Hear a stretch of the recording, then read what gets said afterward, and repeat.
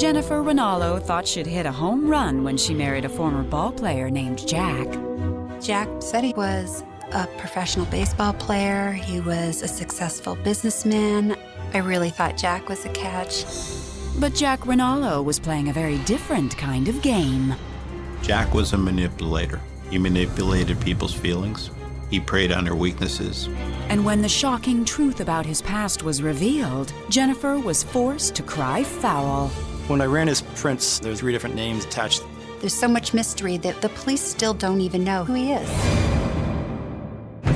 When it comes to love and marriage, things aren't always as they seem.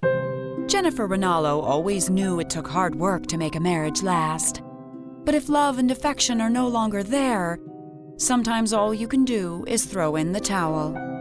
My first marriage, we got married when we were young. I was 19 years old, and things just got hectic. We grew apart, and I just didn't feel appreciated, and our marriage ended. In early 2000, 30-year-old Jennifer was a single mom supporting herself and her 3 sons. She was just getting used to being on her own again when she spotted an intriguing stranger at her local Rhode Island shopping mall. I was out at the mall with one of my children, and I was in line, and he was standing behind me talking about music, and he said something that interested me, so I turned around and started a conversation. The man introduced himself as Jack Rinaldo, a music licensor from Baltimore, Maryland, who was in town for a conference. Jennifer was instantly charmed. He seemed so smart and so sweet and so polite. It just made me want to know more about him. Before they parted, Jack gave Jennifer his email address, and the two began a flirtatious correspondence. We would email each other every day. We would instant message. We would talk for hours. He just seemed so interested in everything about me. He just made me feel like I was the only person in the world that mattered. Jack told me he was 39 years old. He had never been married before. He owned his own music licensing business, and he told me he made substantial amounts of money because several of his songs were in big movies, they would be on commercials, and I thought, wow, this guy is something, you know, he's very successful. Even though he made his money in the music business, Jack told Jennifer his true passion was baseball. Jack told me that he played AAA baseball. He was a pitcher and was very promising, and then he was unfortunately injured and had to stop. Despite that setback, Jack seemed like a man at the top of his game. Our relationship developed over a period of several months. He came up for a few visits and stayed in hotels. He met my sons. I liked that he was very easygoing. My mom liked him a lot. It all seemed so perfect. Until one day, 4 months into their relationship, when Jennifer discovered something about Jack that left her puzzled. One day, I went to the hotel to meet Jack. We were going to go to lunch. We went down to his rented car and got in, and he realized that he left something in the room and had to run back up. So I stayed in the car. He had left his wallet in the center console, and I just thought, I wonder if he has any pictures. So me being curious, I just happened to open the wallet, and I saw his driver's license. And I noticed that the date of birth didn't make any sense. It was 1955, and he told me his birthday was in 1961. And I thought, how odd. Even stranger was Jack's reaction when Jennifer asked him about it. He flew off the handle. He really got irate, and he yelled at me and said I had no business looking through his personal things. And he said it was a mistake at motor vehicles and he was going to have it fixed. I thought, wow, he's getting so upset over nothing. And then I thought, well, you know, I did look in his wallet. That is a personal place. Jennifer wasn't about to let a typo get in the way of her happiness, so she quickly forgot about the incident. Over the next few months, the couple's romance continued to blossom. Jack moved from Baltimore to Rhode Island, and by April 2001, Jennifer and Jack were man and wife. Our wedding was private. We basically eloped because it was my second marriage. I didn't really want to make a big deal about it and have a big wedding. I just wanted it to be us, and he was fine with that. Jennifer felt that Jack was her knight in shining armor, and he seemed to be blending right into the family. It seemed Jennifer had finally found her fairy tale. But Jack was no Prince Charming, and in time his dark past would catch up with him. The evening of December 19th, 2007, Jennifer was at home preparing dinner when there was a knock at the front door. It was the police, and they were looking for Jack. They said, we're here to arrest him. And they didn't tell me why. They said, ask him. Before I knew it, the police had cuffs on Jack, and they were leading him outside the door.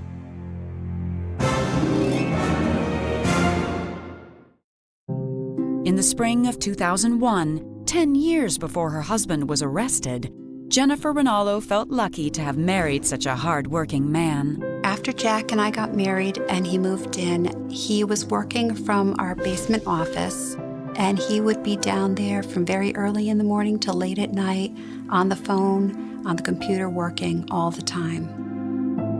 Jack's music licensing business seemed to be going so well that Jennifer didn't think twice about putting his name on the deed to her house. And she was more than happy to trust her new husband with the household finances. Jack told me that he would be paying the mortgage, he would handle all the monthly bills, that I didn't need to open up the mail, he would take care of everything. I had no reason to worry about the finances because he always had money. He always gave me money to spend. Since money was no object, Jennifer quit her job, and for once in her life, she allowed herself to be spoiled and enjoy every minute of it. But just 3 years later, in 2004, Jack's finances took a hit. Jack's business at that time seemed to be not doing as well. He never gave me specifics, but I think there was a point where he stopped giving me money every week. I felt like I needed to go back to work. I wanted to have my own money. I still never paid any of the bills. I was asking if he needed any help, and he would tell me everything's fine, everything's being taken care of. Don't worry about it. Despite her husband's reassurances, Jennifer went back to work, while Jack began yearning for the good old days of his past. Jack loved to talk about baseball. He would tell me about his pitching days and how great he was. Jack loved playing catch with us. He loved going out to the fields and hitting us fly balls. He always talked about he wanted to play again. So in the spring of 2006, when Jack was offered a chance to work with a local kids' baseball team, it wasn't a surprise that he jumped at the opportunity.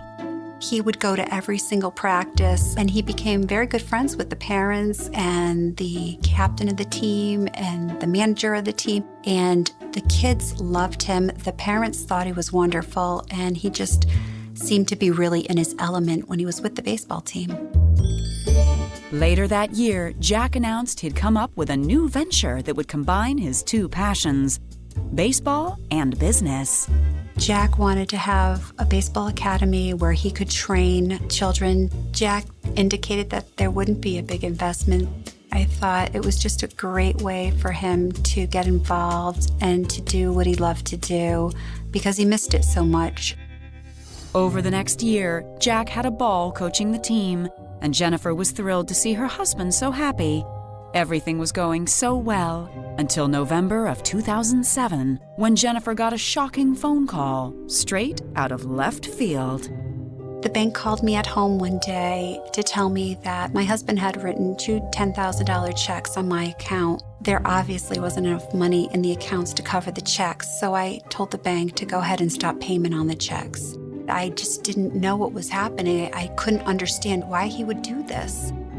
Dumbfounded, Jennifer confronted Jack, who reluctantly admitted that all was not well with the baseball academy. Jack told her he was being pressured to pay for warehouse space that was originally promised to him free of charge.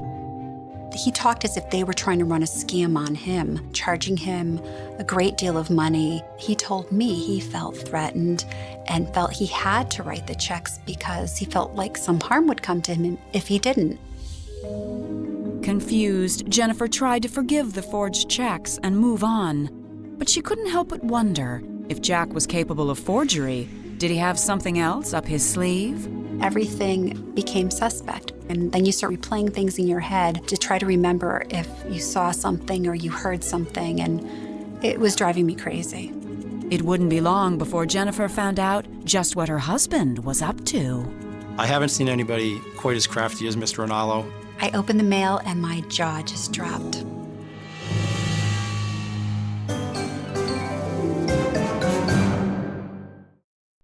In November of 2007, Jennifer Rinaldo was trying to forgive her husband for forging her signature on two $10,000 checks. But just a month later, she was thrown yet another curveball. I had come home from work one day. I started to prepare dinner. My son walked through the door and said, "Mom, the police are here. They're looking for Jack." They said, we're here to arrest him. And they didn't tell me why. They said, "Ask him." I was just thinking, this has to be a mistake. When Jack came upstairs, the police took him into custody. Jack told me it was a misunderstanding. It had to do with the checks, and that once he explained, it would be fine. Jack was charged with writing bad checks and released a few hours later pending a court date to determine his punishment. Once home, Jack did his best to put Jennifer's mind at ease. He assured me that he was going to take care of everything. It wasn't a big problem, it wasn't a big deal, and he would handle it, and for me not to worry about it. And I thought, I'm going to let him take care of this, and I'm not going to worry about it. But the Rhode Island State Police detectives weren't so easily convinced. They decided to do some digging into Jack's past, and what they discovered was stunning. When I ran his prints, there was actually 3 different names that were attached to those fingerprints, one being Jack Rinaldo, Jack Norris, and Jack Dorvis. They were connected to numerous arrests dating back to the early 80s in the state of Florida. Investigators learned that Jack had a lengthy rap sheet that included petty theft, forgery, and financial scams. Detectives decided to keep a wary eye on Jack Rinaldo as they continued trying to determine who he really was. Meanwhile, back in Cumberland, Jennifer just wanted her life with Jack to get back to normal. But on February 25, 2008, things took an unfortunate turn. I was at work and the phone rang, and my coworker answered it and said, "Your husband's on the phone." He said, "It's an emergency." I went to the phone and it was Jack, and he said, "I've been arrested." He didn't tell me why. He just very calmly told me what I needed to do and to meet him down at the state police. Jennifer rushed to the police station. Once there, the detectives delivered a stunning blow. The detective told me that the baseball team that he was running was a scam and that these people were angry and wanted their money back. I thought, this can't be. I don't understand what's happening, but this has to be a mistake. The police told Jennifer they believed Jack's baseball academy was a scheme to con the players' parents out of thousands of dollars. I just wanted to get him out of there. It was a chaotic situation. They were saying he was a criminal, and it made no sense to me. Jack spent the night in jail, and the next day he was released on bond. When Jack got home, he seemed very beaten. He was really upset. I wanted to know what was going on, and I needed him to explain it to me. And he basically told me that the baseball parents were unhappy. They thought they should be getting more for their money. Jack claimed it was all a classic case of overbearing parents blaming him for their children's shortcomings. And he said not to worry a thing about it, he would take care of it. I believed him. Jennifer wanted to trust Jack. But on June 6, 2011, when Jack's case finally made its way before a judge, Jennifer had to admit her husband's actions didn't seem like those of an innocent man. I have not seen anybody try that hard to get out of court proceedings. The day the trial started, Mr. Rinaldo asked the judge if he could go to the bathroom on several occasions, indicating that he had some sort of stomach virus.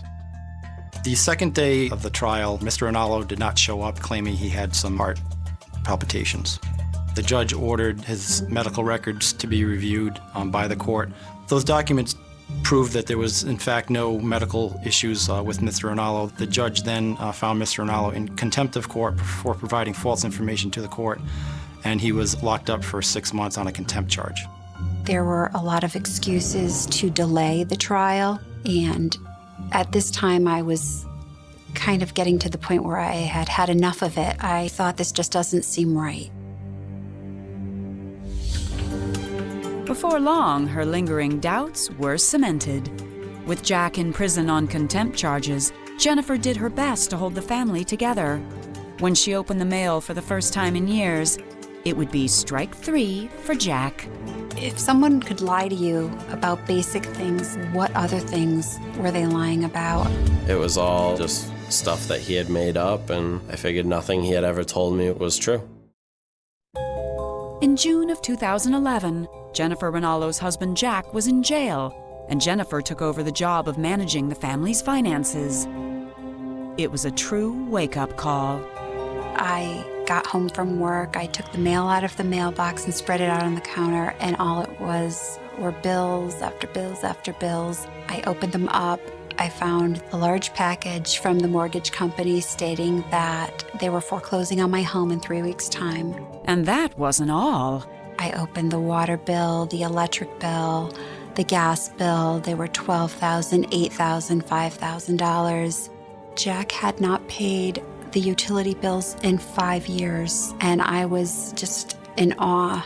And I began making phone calls to find out how this happened, and I was told he was writing letters stating that someone in our home was terminally ill. That's why they hadn't shut anything off. That's why they allowed him to not pay the bills. Jennifer was finally forced to see her husband's true colors. I began to question everything about him, where he was from, who he was, his entire existence. If someone could lie to you about basic things like paying utility bills, what other things were they lying about? Desperate to learn the truth, Jennifer reached out to investigators on her husband's case. She was shocked by what she learned. The detective came to my home. We sat down and he had a folder in front of him. He started telling me just incredible things that I didn't know. Jack Rinaldo is a habitual con man. When we looked into his background and were able to discover that he began this activity, as far as we can tell, back in the early 1980s, it seems like that's all he knows how to do, and unfortunately, he's pretty good at it. There's so much mystery that the police still don't even know his true last name. They don't know his true date of birth. They don't know his social security number. He just has no identity, really. Nobody knows who he is. The detective told Jennifer that in 1983, Jack had been in trouble in Florida for petty theft. He moved to Maryland, where in 1999, he landed in hot water for running his first fake baseball academy. When Jack landed in Rhode Island, he was up to his old antics again. Jack had come up with a plot to scam the families of young baseball players out of more than $60,000, and detectives were now certain they knew how he had done it. Mr. Rinaldo presented the fact that he was a former professional baseball player for the Baltimore Orioles and that he still had affiliation with the team. The parents had to pay a $3,000 fee to join this team. And what Mr. Rinaldo explained to the parents was that this fee would be matched by the Baltimore Orioles throughout the season. Jack had also convinced one of the parents to loan him another $30,000 to help with the team's startup costs. The money itself never went towards anything towards the team. We were able to determine that he used the money for his own personal gain. When I found out the baseball academy was a scam, I was just really disappointed. I thought, he took advantage of not only the families, but the children as well. They had big dreams, and I felt terrible for them because they had big hopes and they were crushed. With so many strikes against him, Jennifer decided it was time for Jack to be benched for good. At that point, I did rethink everything that happened. Every word he said to me, every time he spoke of his family, his friends as a child, I thought, are these people real? Is anyone real? I was more curious to know what was actually true and what wasn't, but I knew I would never get the answers. So I cut off all communications. I filed for divorce. On December 6, 2011, Jack Rinaldo pleaded no contest to the charges of obtaining money under false pretenses, fraudulent checks, and filing false documents. He was sentenced to 2.5 years in prison, followed by 12.5 years of probation. He must pay restitution to the victims of his scam. Mr. Rinaldo has the ability to make people believe that everything he says is true and accurate. I believe there could be other victims out there from similar type fraud cases that we're unaware of at this time. Today, Jennifer Rinaldo is back to being a single mother. We moved into an apartment into a less expensive town in a less desirable area. I had to pick up a second job. My credit after all of this is beyond bad. I'll likely have to file bankruptcy to start over again. The support from her family and her 3 sons have given her the strength to stay positive and keep moving forward. Jennifer is doing well. She's a go-getter. She's got a lot of spunk in her. I do not worry about my daughter at all. We're very strong people. We stick together, and I have wonderful children who are pretty close to being adults now, so they understand and they're very aware of everything, and they don't ask for anything. We'll make it. I know we will.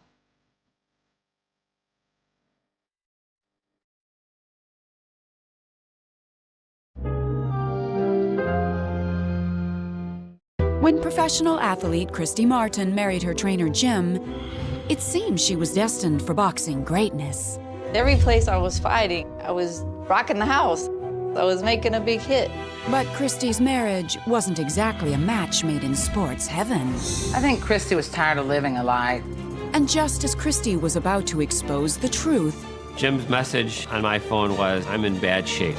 a chilling encounter would leave her in a fight with deadly consequences. All throughout the house, there were all of these perfect little blood drops. And I said, please, God, get me out of here. And I heard the water turn on in the bathroom, so I knew it was my only chance.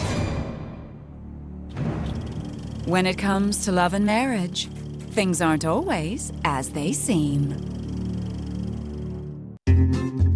Christy Martin had always been an amazing athlete, but the boxing ring was where she shined the brightest. I actually got involved in boxing back in 1987 while I was in college. I thought, wow, this is so exciting. The adrenaline rush, the crowd response, I was just hooked. So in the winter of 1990, 22-year-old Christy was excited when her promoters set up a meeting in Bristol, Tennessee, with a professional trainer named Jim Martin. I didn't know anything about him, had never heard of him before. I thought, well, what the heck? But the encounter left Christy disheartened. I went into the gym the first day. Jim was like rude to me. He just knew, you could just feel it, that he didn't want a woman in his boxing gym. Christy was disappointed by Jim's initial reaction, but his refusal to sign her only fueled her ambition to succeed. The next day she came back and wanted more, and she came back the following day. I was always there, day after day, whatever time I was supposed to be there, I was always there giving 100%. He never said anything, but I could just feel there was a change. Just weeks after they first met, Jim had a change of heart, and he agreed to take Christy under his wing. The light came on in his head that, wow, she can make a lot of money and I should hold on to her. And over the next few weeks, Christy focused solely on her training sessions with Jim. The two spent nearly every minute together. We trained hours together, and then maybe we'd get something to eat. I didn't know a lot of people there. He didn't know a lot of people there, so we kind of bonded. Christy soon realized she and Jim had developed feelings for each other. And before long, she found herself revealing a very personal secret. I told him the truth. I said, you know, I've had relationships with women. I just talked to him and trusted him.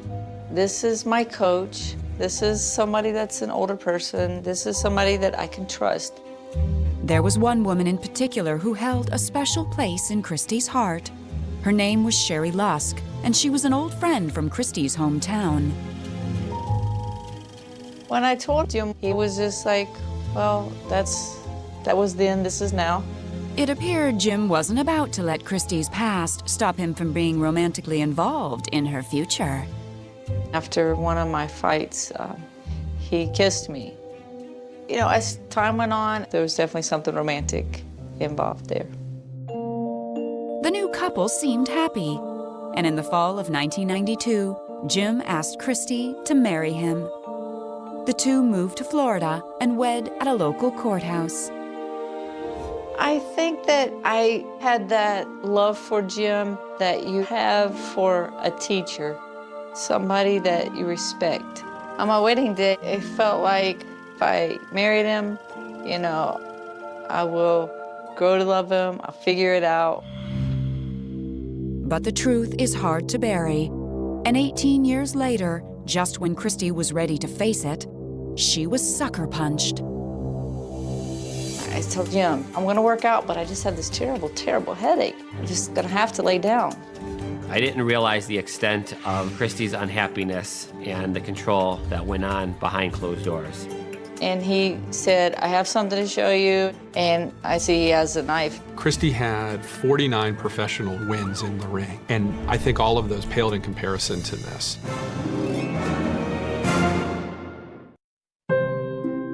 By the summer of 1993, Christy Martin and her professional boxing trainer, Jim Martin, were still adjusting to their year-old marriage.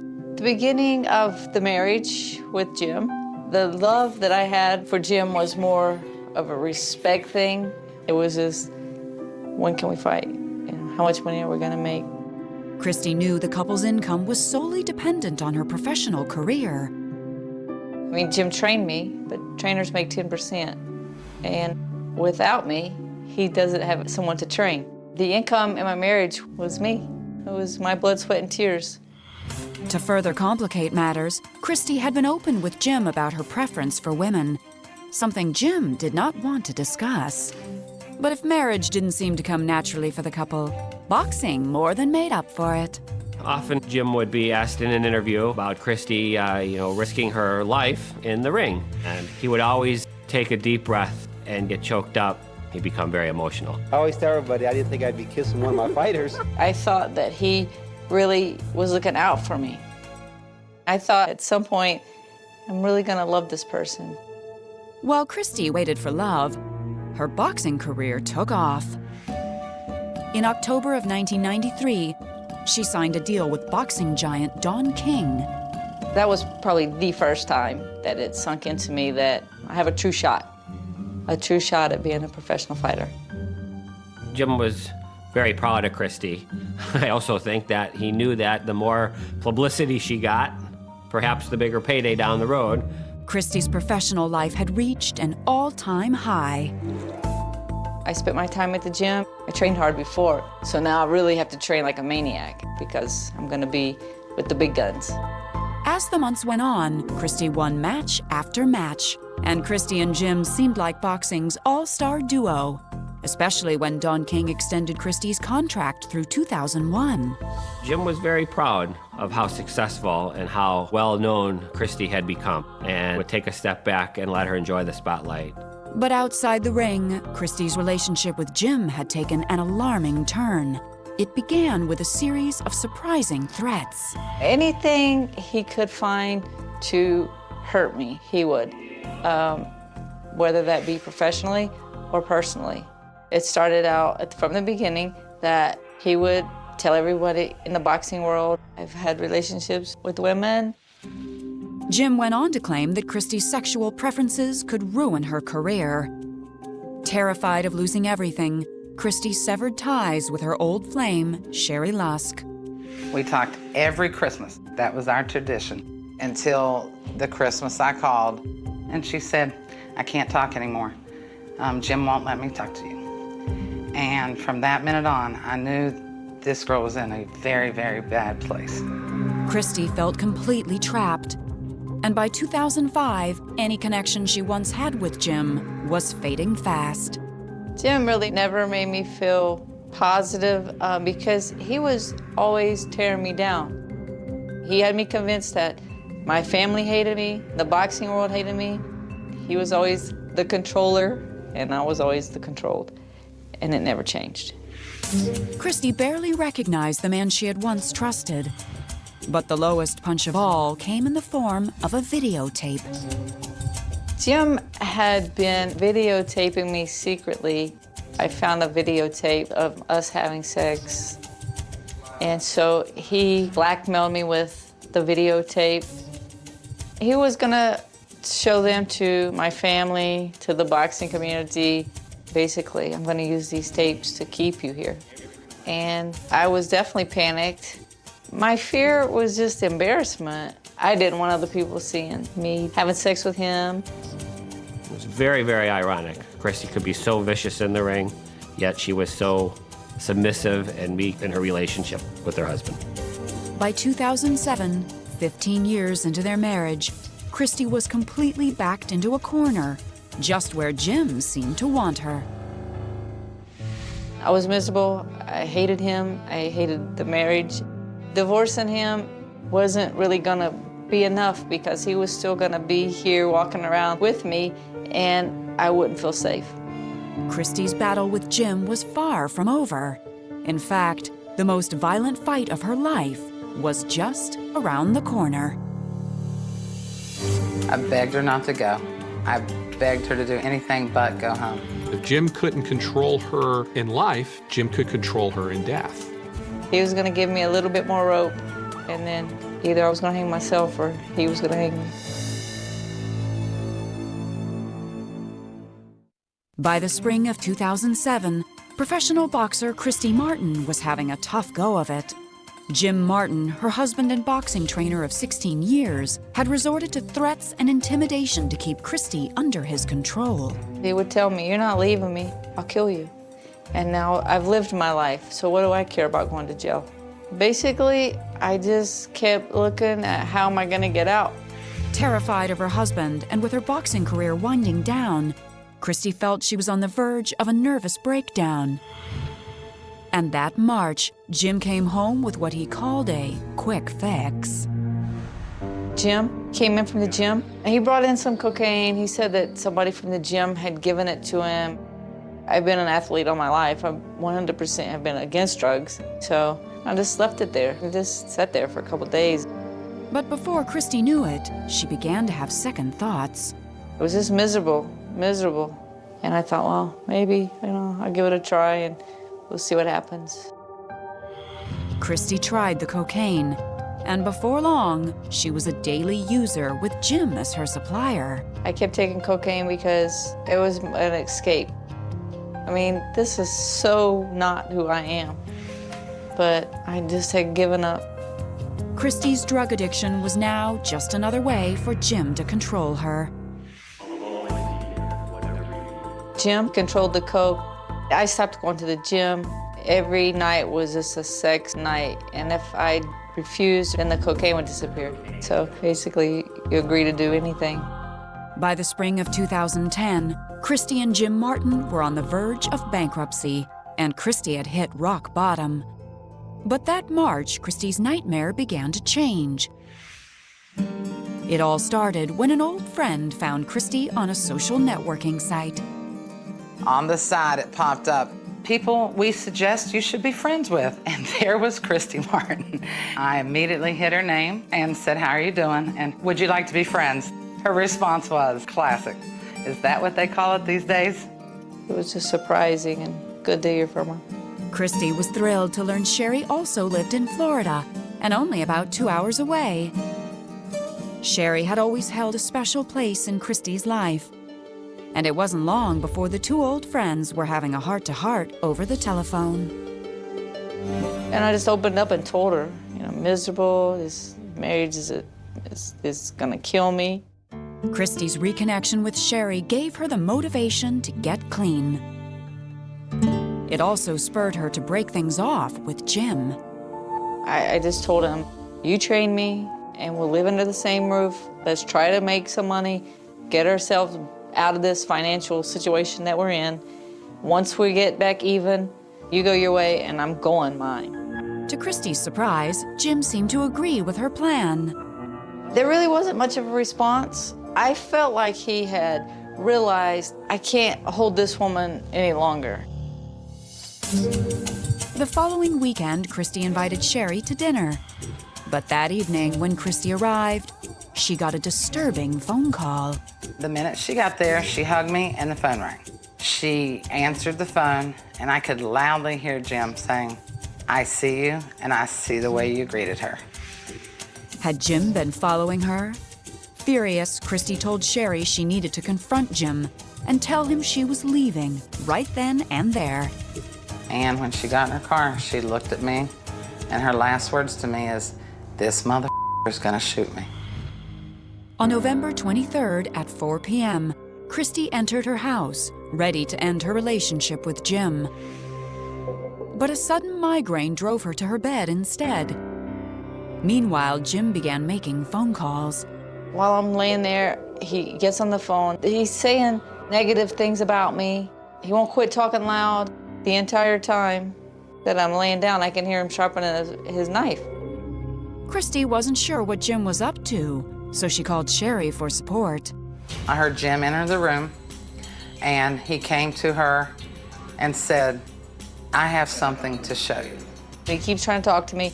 I'm like, "Jim, I'll be right in there to see what you have as soon as I finish this conversation with Sherry." As soon as Christy hung up the phone, she saw the surprise Jim had in store. So I kind of leaned to the side so now I can see behind his back. And I see he has a knife down in his shorts. And then he stabbed me. As Jim repeatedly plunged a knife into her, Christy attempted to use her fighting skills against the man who had trained her. But Jim was ruthless. He stabbed me the fourth time, right in my breast. He cut my calf muscle almost completely from my leg. And I just told him, I said, "You cannot kill me." Christy was determined to live, but Jim seemed intent on making sure she didn't. And the worst was yet to come. How can he let me live? He can't trust me. He better not trust me. And Christy said that she wasn't going to die in her house and she wasn't going to die on Jim's terms. I heard the water turn on in the bathroom, so I knew it was my only chance. If you have a story of marriage gone wrong, go to investigation.discovery.com. On November 23, 2010, Christy Martin was engaged in the fight of her life. Her estranged husband Jim had just stabbed her multiple times. But Christy, a professional boxer with a new outlook on life, was determined to survive. I was trying to get away from him. I just remember begging him and telling him, you know, "My parents have been good to you, and don't make them bury their child." He was beating my head on the ground. He was beating my head on the dresser. I'm just laying on the floor, bleeding to death. He would come in and out, in and out. I guess he was seeing if I was dying fast enough. The final time Jim came back into the bedroom, he brought something that would surely finish the job. He stood right at my feet and shot me with my own 9mm. The bullet entered Christy's chest less than 4 inches from her heart. Leaving his wife for dead, Jim went into the bathroom to clean up. But he underestimated his wife's resolve. 4 stab wounds and a gunshot couldn't stop Christy. And I heard the water turn on in the bathroom, so I knew it was my only chance. So I got up, the gun was laying there, so I grabbed the pink 9mm, and then I just ran out the front door as fast as I could get out. With a fighter's determination, Christy made it to the open road and flagged down a passing car. And I got in his back seat, and I told him I'd been shot and stabbed by my husband, and please hurry, don't let me die. The driver took Christy straight to the hospital. She had narrowly survived a gunshot wound and several stabbings. But Christy's biggest scar wasn't physical. The hardest thing for me to come to grips with, I think, is how Jim did this to me. I mean, he left me for dead. He thought I was dead. Even worse was the fact that Jim Martin was still on the loose, hiding out from police who were on a desperate search to find him. 1 week after the attack, Jim was found in some person's backyard in a pair of shorts and a knife in his hand covered in a bloody rag. Jim was immediately arrested and charged with attempted first-degree murder. While he sat in jail awaiting his trial, Jim pled his innocence. Across town and against all odds, Christy was released from the hospital. I wasn't gonna let him win. I was in the hospital only 7 days. And on April 23, 2012, Jim and Christy headed to court. You know, Christy has portrayed throughout her entire career strength, perseverance, doing the right thing. And Christy had to take that witness stand and talk about the exact opposite, which was the real reality of her life. And the worst part about it was that she had to do that 30 feet from the person who tried to kill her. He felt like he owned her. He felt like everything Christy was a product of his making, his teaching, his doing. His property had disobeyed him, and he was going to teach it and punish it. Just 4 days later, on April 27th, a jury convicted Jim Martin of attempted second-degree murder. He was sentenced to 25 years in a state prison. I am free, literally free. I can do what I want, be where I want to be, and it's a feeling I haven't had for a long time. Today, Christy Martin has a new lease on life. It's very important for me to tell my story because I feel like people, they have to think, how in the world can this woman, a fighter, how could she have been in a relationship where she was so controlled? And so if it can happen to me, it can happen to anybody. Christy is also back in the gym and realizes throwing punches was the best medicine. Why did I go back to boxing? Because I love it. And it was the best therapy that anybody could have ever prescribed for me.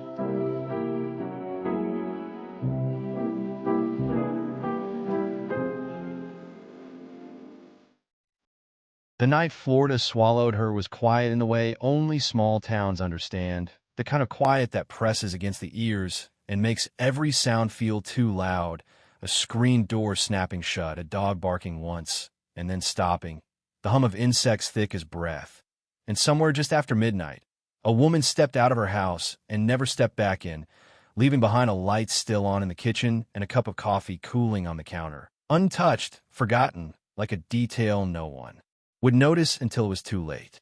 In 2001, before everything was called a cold case, before the word solved ever hovered like a cruel promise, the disappearance felt simple, almost ordinary, the kind of thing people told themselves would resolve by morning. She went for air. She took a walk. She needed space. She'll be back. She always comes back, except dawn arrived, and she didn't. And by the time the sun burned through the fog, the first headline had already formed in the minds of the neighbors. A woman missing, no sign of. Struggle, shock rippling through a community that had trained itself to believe nothing truly bad happened here.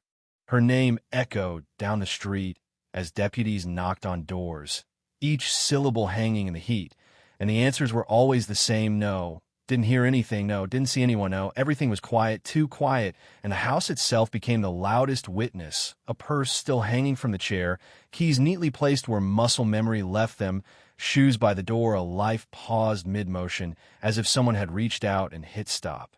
The first officers on scene walked slowly, careful not to disturb what little the night had left behind, but there was almost nothing to see, no broken glass, no overturned furniture, no trail leading away, just a home frozen in normalcy, which somehow made it worse, because crimes are supposed to announce themselves, and this one refused. By noon, the town knew, and by evening, fear had learned how to whisper, mothers pulling children inside earlier than usual, curtains drawn a little tighter, conversations lowering when a cruiser rolled past, and the word missing quietly began its transformation into something heavier, something colder. Detectives arrived with boxes and cameras and questions sharpened by experience. But the answers dulled them again and again, timelines fuzzy, sightings contradictory. Everyone certain they had seen nothing, until nothing became the central problem, a vacuum where evidence should have been. They traced her last known hours through routine, dinner dishes washed, phone calls made, a television show watched halfway, through, a life lived without premonition, and then the trail simply ended at the threshold.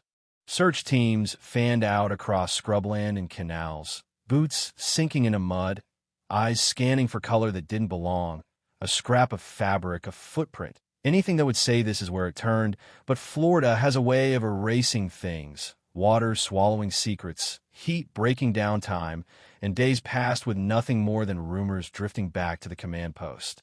Someone thought they heard a scream, Someone remembered a car idling. Someone else swore they saw headlights moving too slowly. But memory is a strange accomplice, changing its story under pressure, and every lead dissolved when touched. The media trucks arrived, antennas rising like metal insects, and suddenly the case had a name, a date, a face, her photo printed again and again, smiling, alive, now locked forever in the moment before. Inside the family's home, grief collided with hope, rooms filling with voices and casseroles and whispered theories. Relatives retracing steps again and again, as if repetition could summon answers. And among them were people who knew her best, who could tell investigators what she feared, what she trusted, who she argued with, who she leaned on, each relationship laid out under fluorescent lights, examined for fractures invisible to the outside world. Detectives listened, nodded, took notes, and circled back to the same truth. Most crimes begin close, closer than anyone wants to admit, but suspicion is a blunt instrument, and without evidence, it cuts everything and nothing at the same time. As the weeks stretched into months, the language shifted, active investigation becoming ongoing review, flyers fading on telephone poles, reward amounts increasing in bold print, and quietly, almost apologetically, the words cold case slipped into conversation, a label that sounded clinical but felt like surrender. Files thickened while momentum thinned, and the town learned how to live alongside the absence. The empty chair at gatherings, the birthday that came and went without celebration, the question no one asked out loud anymore. What really happened that night? Detectives rotated out, new faces reading old notes, each one convinced they might see what others missed, each one eventually staring at the same dead ends. There were suspects, of course. There are always suspects, a man with a temper, a neighbor with a record, a stranger passing through, names rising and falling with the rhythm of public interest, each accompanied by a flash of hope, and then the dull thud of elimination, alibis checking out, timelines collapsing, DNA tests returning with silence instead of revelation. Technology moved forward while the case stayed still, and boxes of evidence sat waiting for a future that promised answers, but never delivered them, at least not yet. The family aged under the weight of not knowing, years marking their faces in ways photographs could not hide, interviews growing more restrained, grief settling into something quieter but no less sharp. Every anniversary brought the same ritual, a press conference, a plea, a reminder that she was still gone, that someone out there knew something, that time had not erased responsibility, and the words sounded rehearsed because they were, but the emotion beneath them never dulled. It sharpened, turning inward, cutting deeper with each unanswered year. Detectives spoke of patterns, of statistics, of the cruel math of unsolved disappearances, but this was never just a number. It was a voice missing from the room, a laugh that no longer punctuated conversations, a future cut short without explanation. And then there were the rumors that refused to die, whispered theories traded in parking lots and backyards, stories that shifted shape depending on who told them, some pointing outward, some pointing inward, some too unsettling to repeat. And through it all, the same question lingered like humidity in the air. How does someone vanish from a quiet Florida home without leaving a trace? The case slept officially, but it never truly rested, resurfacing in training seminars and late-night discussions in the back of detectives' minds when a similar detail crossed their desks, always just out of reach. Years passed, and with them, the illusion that time heals all wounds quietly shattered because time, in this case, only hardened them, turning grief into resolve, suspicion into something heavier, and memory into the last fragile evidence left.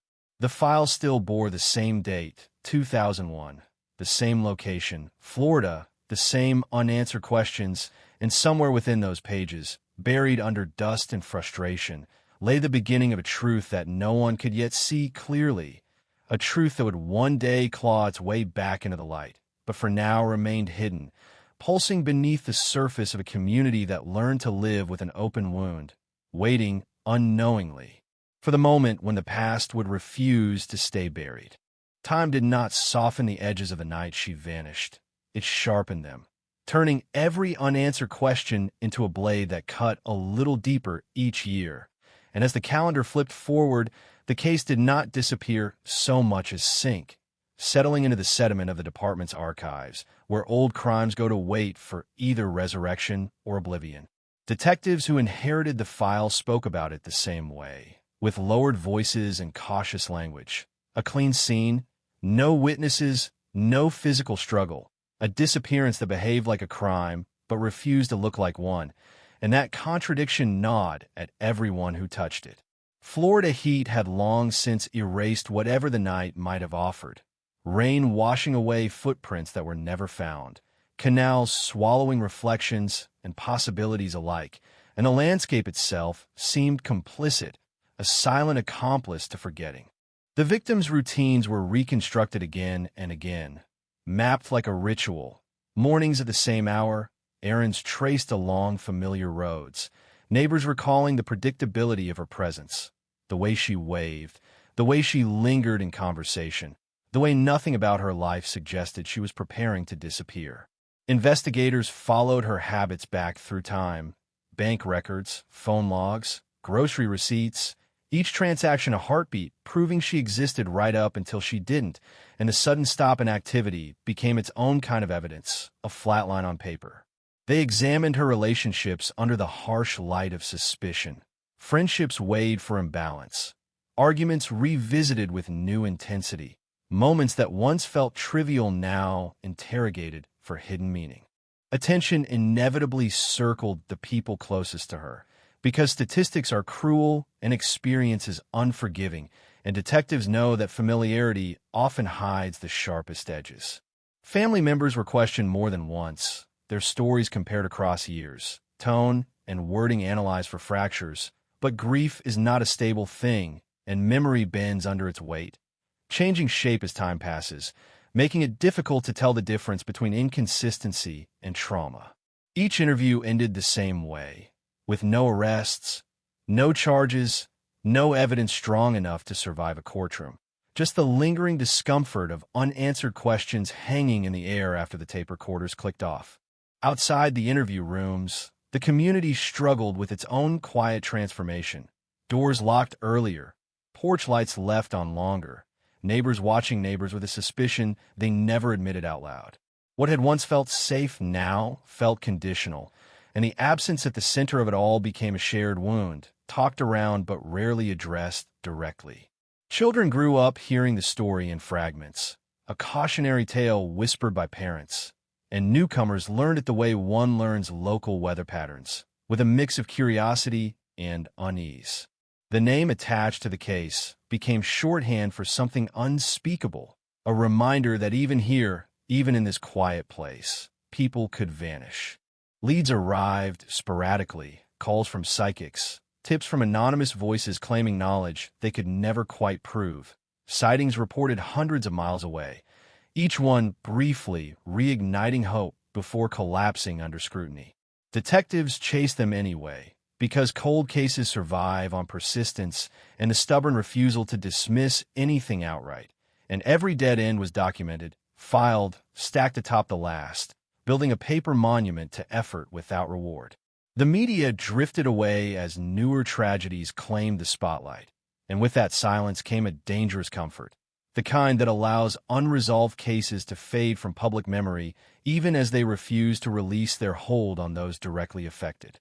Inside the department, the case became a lesson, a training example of how disappearances can defy logic, how the absence of evidence can be as loud as its presence, and how patience becomes both a virtue and a curse.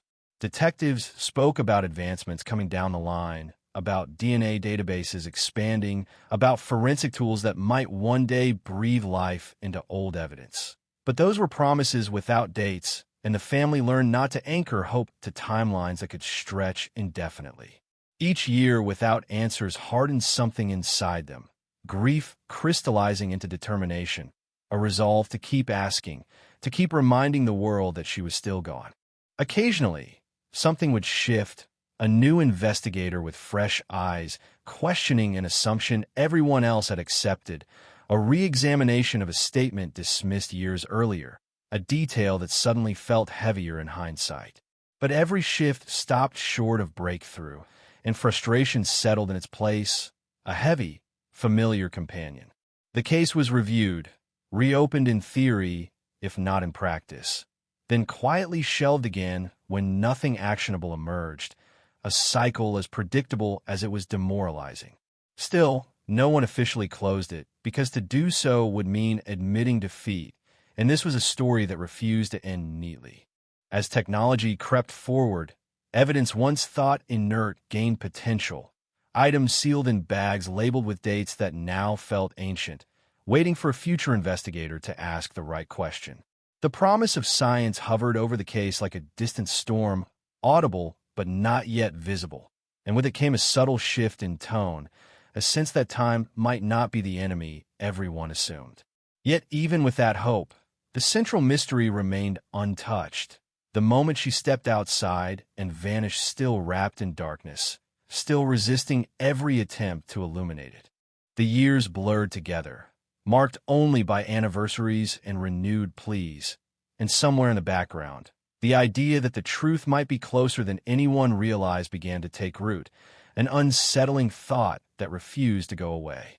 The case lingered in limbo, not alive, not dead, suspended between what was known and what was suspected, and as it aged, it grew heavier, accumulating the weight of every missed opportunity, every unanswered call, every night spent wondering how a life could be erased so completely. What no one could see yet was that the past was not finished with them, that the silence surrounding the case was not empty, but waiting, gathering pressure, preparing for the moment when it would finally break. By the time the case crossed its first decade without answers, the word cold no longer described temperature. It described posture, the way the file sat untouched for long stretches, the way conversations about it stiffened when they surfaced, the way optimism learned to keep its distance. Investigators who remained connected to the disappearance spoke of it with a mixture of familiarity and unease, a case that never quite let go, resurfacing in the quiet hours when the station emptied and the noise died down, when unanswered questions grew louder in the absence of distraction. They revisited the timeline once more, compressing the final hours into minutes, into seconds, scrutinizing the space between actions, the pauses that might conceal intent or opportunity. The night itself was replayed endlessly, reconstructed through fragments of routine and speculation. A woman stepping outside, the air thick, the sky low, the darkness familiar, and then nothing, no witnesses stepping forward, no camera capturing a silhouette, no sound that could be anchored to certainty. Investigators tried to imagine the moment of transition, the instant ordinary life tilted into something irreversible, and the difficulty of that exercise became its own form of torture. Crimes are easier to understand when they announce themselves with violence or chaos, but this one slipped away quietly, leaving behind a normalcy so intact it felt deliberate. Attention returned to the house again and again, not because it offered answers, but because it refused to do so. Forensic re-examinations focused on what might have been missed in the early days, fibers too small to matter then, traces once considered contamination now viewed through a more patient lens. Evidence bags were opened carefully, gloves snapping into place, the past handled with modern caution, but results came back unchanged, inconclusive, unhelpful, reinforcing the same uncomfortable truth that if something had happened there, it had been expertly hidden or devastatingly simple. The investigation widened and narrowed in cycles, casting nets across the region before snapping back to the same tight circle of familiar faces. Old interviews were transcribed anew, pauses timed, word choices compared, emotional responses measured against the memory of how they were first delivered. Investigators knew better than to expect consistency from grief, but they also knew that truth has a texture, and sometimes it reveals itself in repetition, in the way a story settles into place over time. Still, nothing rose to the level of proof, and suspicion remained just that, a feeling without a foothold. The community, meanwhile, learned how to coexist with uncertainty, adapting rituals around the absence, charity events held in her name, vigils that drew smaller crowds each year, but burned with the same quiet intensity. The disappearance became part of the town's identity, referenced obliquely, carried like a scar beneath everyday conversation. People remembered where they were when they first heard the news, remembered the shock, the disbelief, the way it shifted their sense of safety, and those memories became a kind of shared inheritance, passed down to those who weren't there to experience it firsthand. In law enforcement circles, the case gained a reputation, cited as an example of how some disappearances resist closure, how even persistent effort can fail to produce resolution. New detectives were warned about it, not as a deterrent, but as a reminder of the limits of certainty, of how some truths hide in plain sight, obscured not by complexity, but by familiarity. The idea that the answer might be embedded within the everyday, within relationships that appeared ordinary, unsettled those who thought about it too long. Years later, subtle shifts began to occur, not dramatic enough to make headlines, but noticeable to those paying attention. Advances in forensic science prompted reviews of old evidence across the state. In this case, stubbornly unsolved, found its way back on a desk that had grown accustomed to newer tragedies. There was talk of renewed funding, of task forces dedicated to breathing life into dormant files. And with that talk came a cautious reawakening, a sense that the story might not be finished after all. Investigators revisited locations tied to the disappearance. Places once searched hastily now examined with patience. Technology assisting where human senses once failed. Ground-penetrating radar hummed across soil. Aerial imagery scanned terrain from angles no one had considered before, and while these efforts yielded no immediate answers, they chipped away at the certainty that everything possible had already been done. Each new attempt carried with it the weight of expectation, not just from the family, but from a department determined to prove that time had not rendered the truth unreachable. As the file thickened again, so did the emotional toll, particularly on those closest to the victim. Interviews resumed, questions resurfaced, and with them came the exhaustion of revisiting pain long managed but never healed.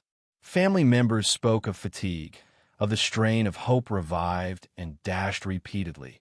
Yet they continued, driven by a belief that persistence itself might eventually force the truth into the open. Their cooperation was steady, even as years of suspicion and scrutiny had taken their toll, reshaping relationships and leaving some bonds frayed beyond repair. The case's quiet revival sparked renewed interest in its details, armchair investigators poring over timelines, online forums dissecting theories with fervor, speculation blooming where facts were scarce.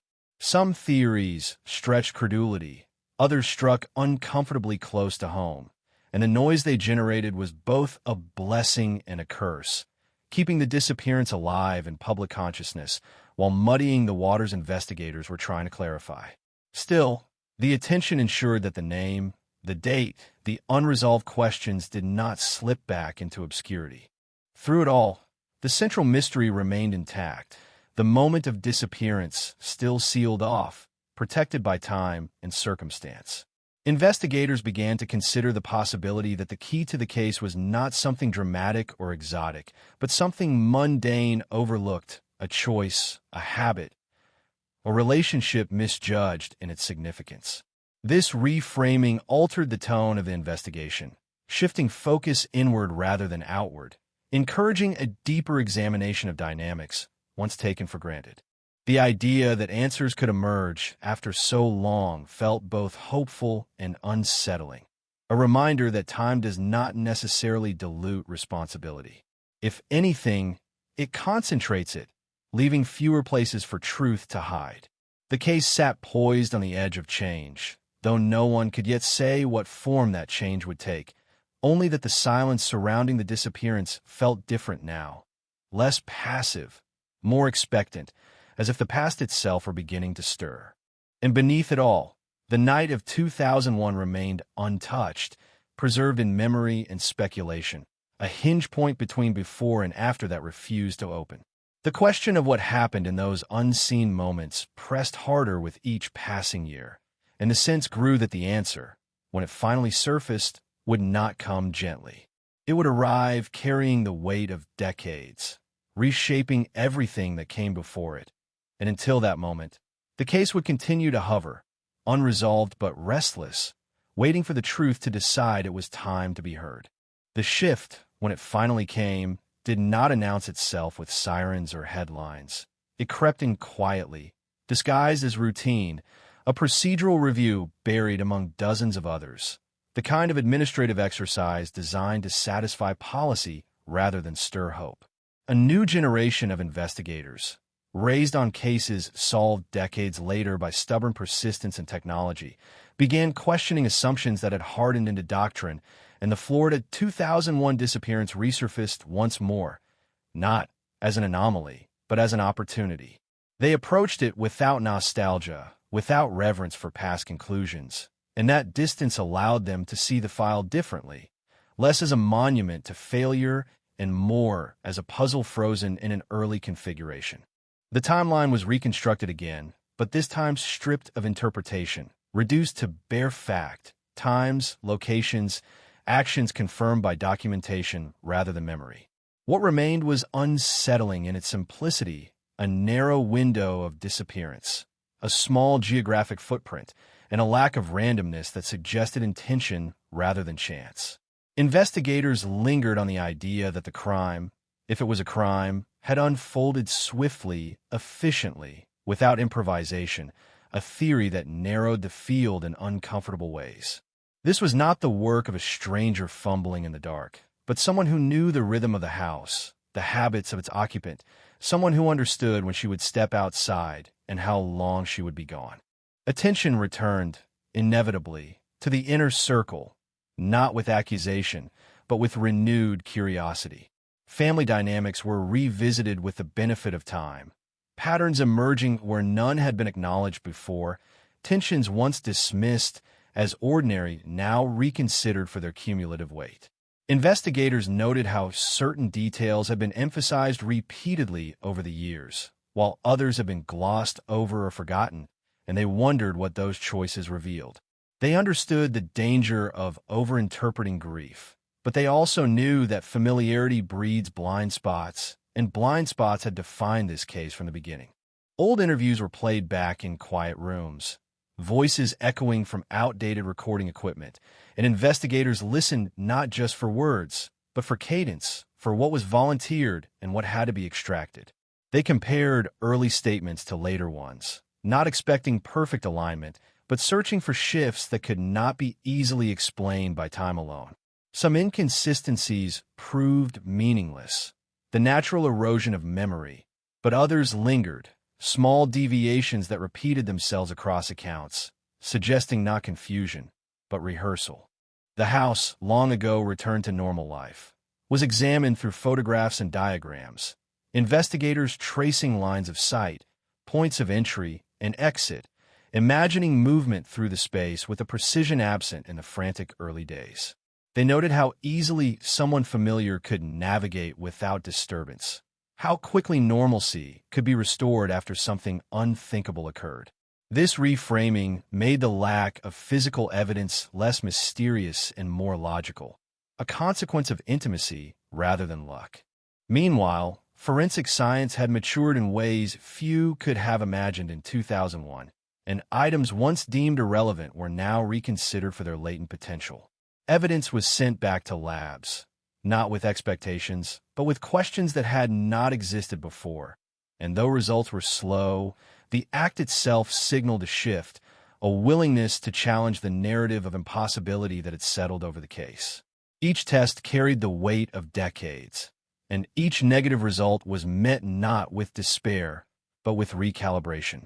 As investigators worked quietly, the family remained on the periphery, aware that something was happening, but cautious about engaging too deeply. Years of false starts had taught them restraint, and hope, once abundant, was now rationed carefully.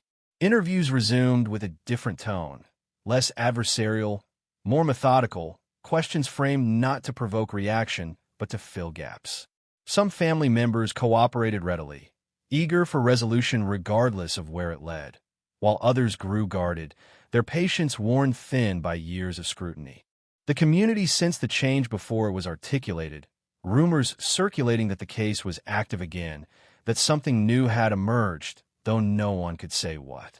The disappearance, long dormant in public consciousness, stirred uneasily, and conversations that had been shelved resurfaced with renewed intensity.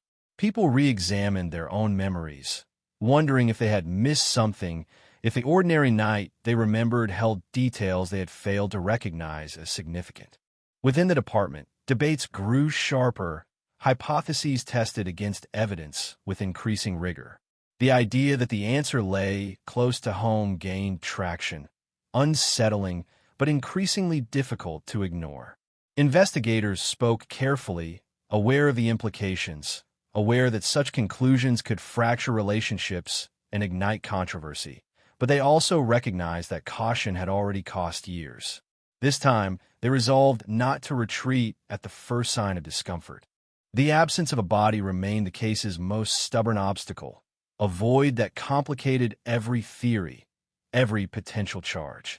Without physical proof of death, the disappearance hovered in legal limbo, a reality investigators had to navigate with precision. They consulted prosecutors early, gauging what would be required to move forward if suspicion hardened into certainty, and those conversations underscored the gravity of what they were contemplating. This was not just about solving a mystery, it was about appending lives built atop years of presumed innocence. As the investigation deepened, certain names resurfaced with increasing frequency, not because of new evidence alone, but because old explanations no longer satisfied. Relationships once portrayed as stable were re-examined for volatility hidden beneath routine, financial records scrutinized for patterns overlooked in earlier reviews, and behaviors dismissed as grief were reconsidered in a new light. None of it constituted proof, but together, the pieces began to suggest a shape, faint but persistent. The weight of the case pressed heavily on those involved, investigators feeling the responsibility of decisions that could not be undone. They were acutely aware of the fine line between diligence and obsession, between seeing patterns and creating them, and they checked one another constantly, challenging assumptions, demanding corroboration. This internal scrutiny slowed progress, but it also fortified it, ensuring that any step forward rested on more than intuition. As months passed, the sense grew that the case was approaching a threshold, though no one could articulate exactly what lay beyond it. The silence that had once defined the disappearance now felt charged, pregnant with possibility, as if the past were finally loosening its grip. The community waited, uneasy.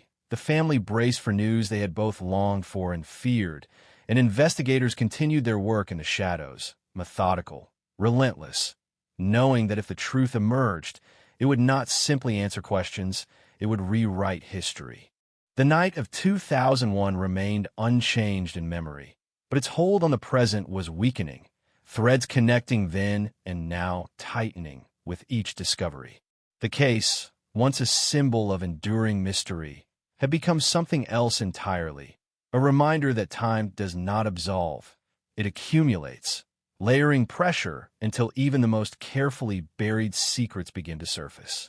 And as the investigation edged closer to a conclusion no one had dared to imagine in the early days, the understanding settled in that whatever truth awaited them would arrive heavy, irrevocable, and impossible to ignore. The moment suspicion crystallized, it did not feel like revelation. It felt like gravity, an invisible force suddenly undeniable, pulling every detail into alignment whether anyone wanted it to or not.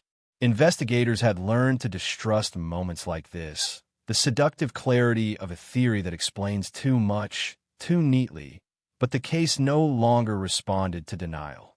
Patterns once scattered across years began converging, timelines compressing, behaviors reinterpreted not as isolated quirks, but as parts of a larger, unsettling whole. What had once been dismissed as coincidence now demanded explanation, and the explanations available grew narrower by the day.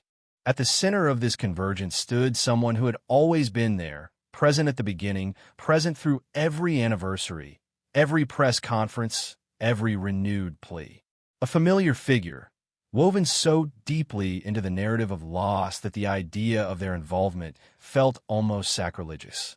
Investigators moved carefully, acutely aware of the emotional and legal minefield they were entering, but they also recognized the cost of hesitation. This was not about accusation. They told themselves it was about obligation, following the evidence wherever it led, even if it led somewhere no one wanted to go. Financial records became a focal point, examined not for dramatic anomalies, but for subtle shifts that occurred in the wake of the disappearance. Transactions that once seemed mundane took on new significance when placed against the timeline. Insurance changes, debt patterns, expenses that no longer aligned with the story of a life interrupted by tragedy.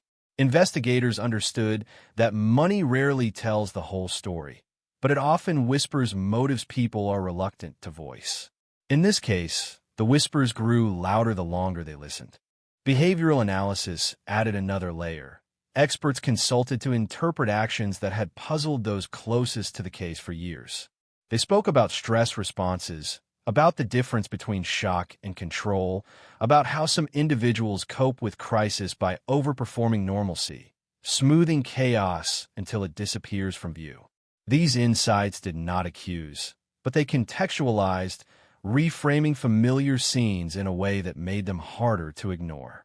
The subject of this scrutiny had always appeared composed, helpful, cooperative, a pillar during the darkest days, and now that composure itself was under examination. Investigators revisited statements given in the early hours after the disappearance, listening for the emotional temperature beneath the words. They noted how certain details had been volunteered quickly, almost reflexively, while others had required prompting, how some answers arrived polished, complete, as if prepared in advance.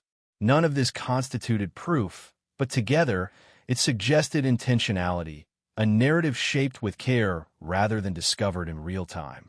The realization was unsettling, not because it was conclusive, but because it was plausible. The legal hurdles loomed large, and prosecutors were brought in again, their questions cutting sharper now that suspicion had a face. Without a body, without a crime scene soaked in evidence, the path forward was precarious, and every move had to be justified, documented, defended. Investigators debated strategy, weighing the risk of moving too soon against the danger of waiting too long, knowing that either choice carried consequences. The subject of their focus remained free, their life continuing in plain sight, a fact that pressed heavily on everyone involved. The family dynamic grew more strained as the investigation's direction became harder to conceal. Interviews grew tense, words chosen carefully, silences lengthening. Some relatives sensed what was happening and recoiled. Others leaned in, desperate for answers regardless of where they pointed. The disappearance had already fractured the family once. Now it threatened to do so again, this time along fault lines of suspicion and denial. Investigators tried to remain neutral, but they could not ignore the emotional damage unfolding alongside their work. Outside, whispers turned into rumors, and rumors into speculation, the community once again buzzing with theories. The idea that the truth might be intimate rather than external, unsettled people who had spent years imagining a faceless stranger. It forced a reckoning with the uncomfortable reality that danger does not always arrive from the outside, that sometimes it is embedded in the ordinary, in relationships assumed to be safe. The town's collective memory of the case shifted, the narrative reframing itself even before any official announcement. As pressure mounted, investigators sought corroboration in overlooked places, conversations with old acquaintances, co-workers, anyone who might have noticed subtle changes in behavior around the time of the disappearance. Some recalled arguments that had seemed insignificant then. Others remembered tension they had chalked up to stress. Each recollection was imperfect, filtered through years of hindsight, but together they painted a picture less harmonious than the one originally presented. The portrait of domestic normalcy began to crack. Surveillance footage from nearby areas, once considered irrelevant, was re-examined with fresh purpose, not in search of the victim, but for movements of those close to her.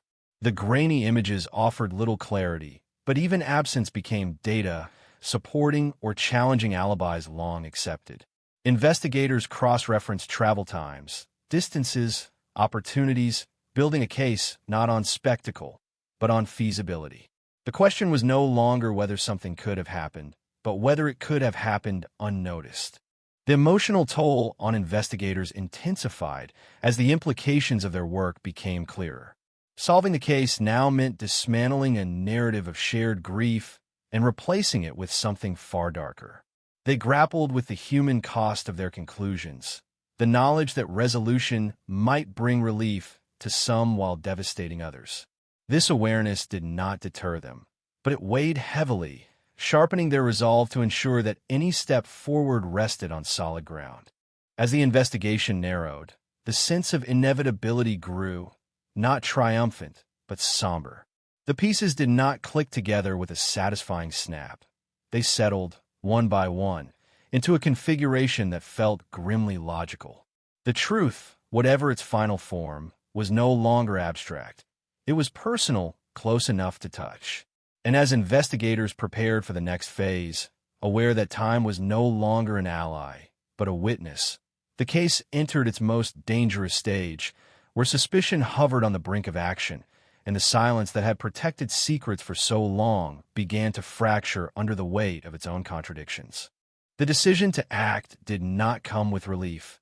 It came with a tightening in the chest, a collective awareness among investigators that once they crossed this line, there would be no retreat to uncertainty. Surveillance began quietly, methodical and restrained. The subject of suspicion watched not because of what had been proven, but because of what could no longer be ignored. Movements were logged, routines mapped, conversations noted in careful language stripped of assumption, every detail treated as a potential thread connecting past to present. It felt surreal to observe a life continuing normally while the shadow of a 22-year-old disappearance loomed just beneath the surface, unseen but constant. Investigators paid close attention to how the subject reacted to pressure, subtle changes in behavior as questions grew more specific, as interviews edged closer to the night of 2001. There were moments of defensiveness, flashes of irritation quickly smoothed over, and periods of withdrawal that contrasted sharply with earlier eagerness to assist. None of it screamed guilt, but together it formed a rhythm that seasoned detectives recognized, the cadence of someone adjusting to a tightening net. Each interaction was documented, not as a judgment, but as a data point in a pattern still taking shape. The past began intruding into the present in unexpected ways, old acquaintances resurfacing with memories they had never shared, not because they were hiding something, but because they had never thought it mattered.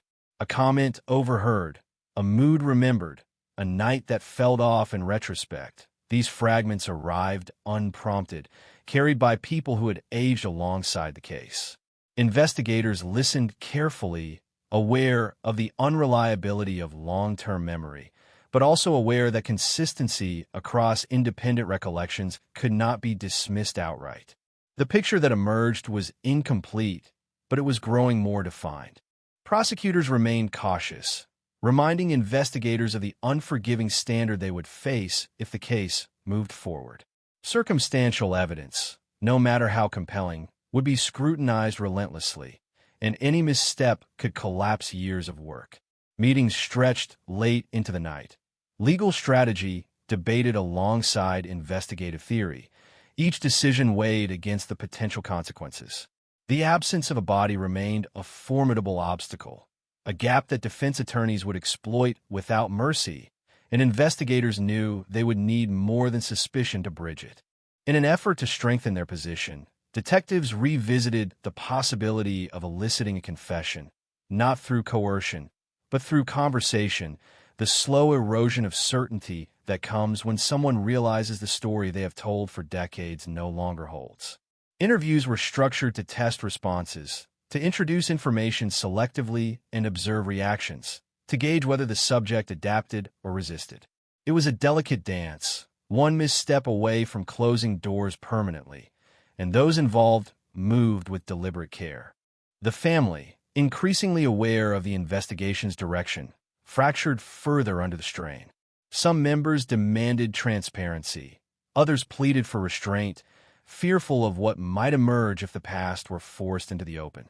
Investigators found themselves navigating not just a case, but a web of loyalty and denial, each conversation laden with emotion and expectation. They understood that solving the disappearance would not restore what had been lost. It would only replace uncertainty with a different kind of pain. As the weeks passed, the weight of anticipation settled over the community again.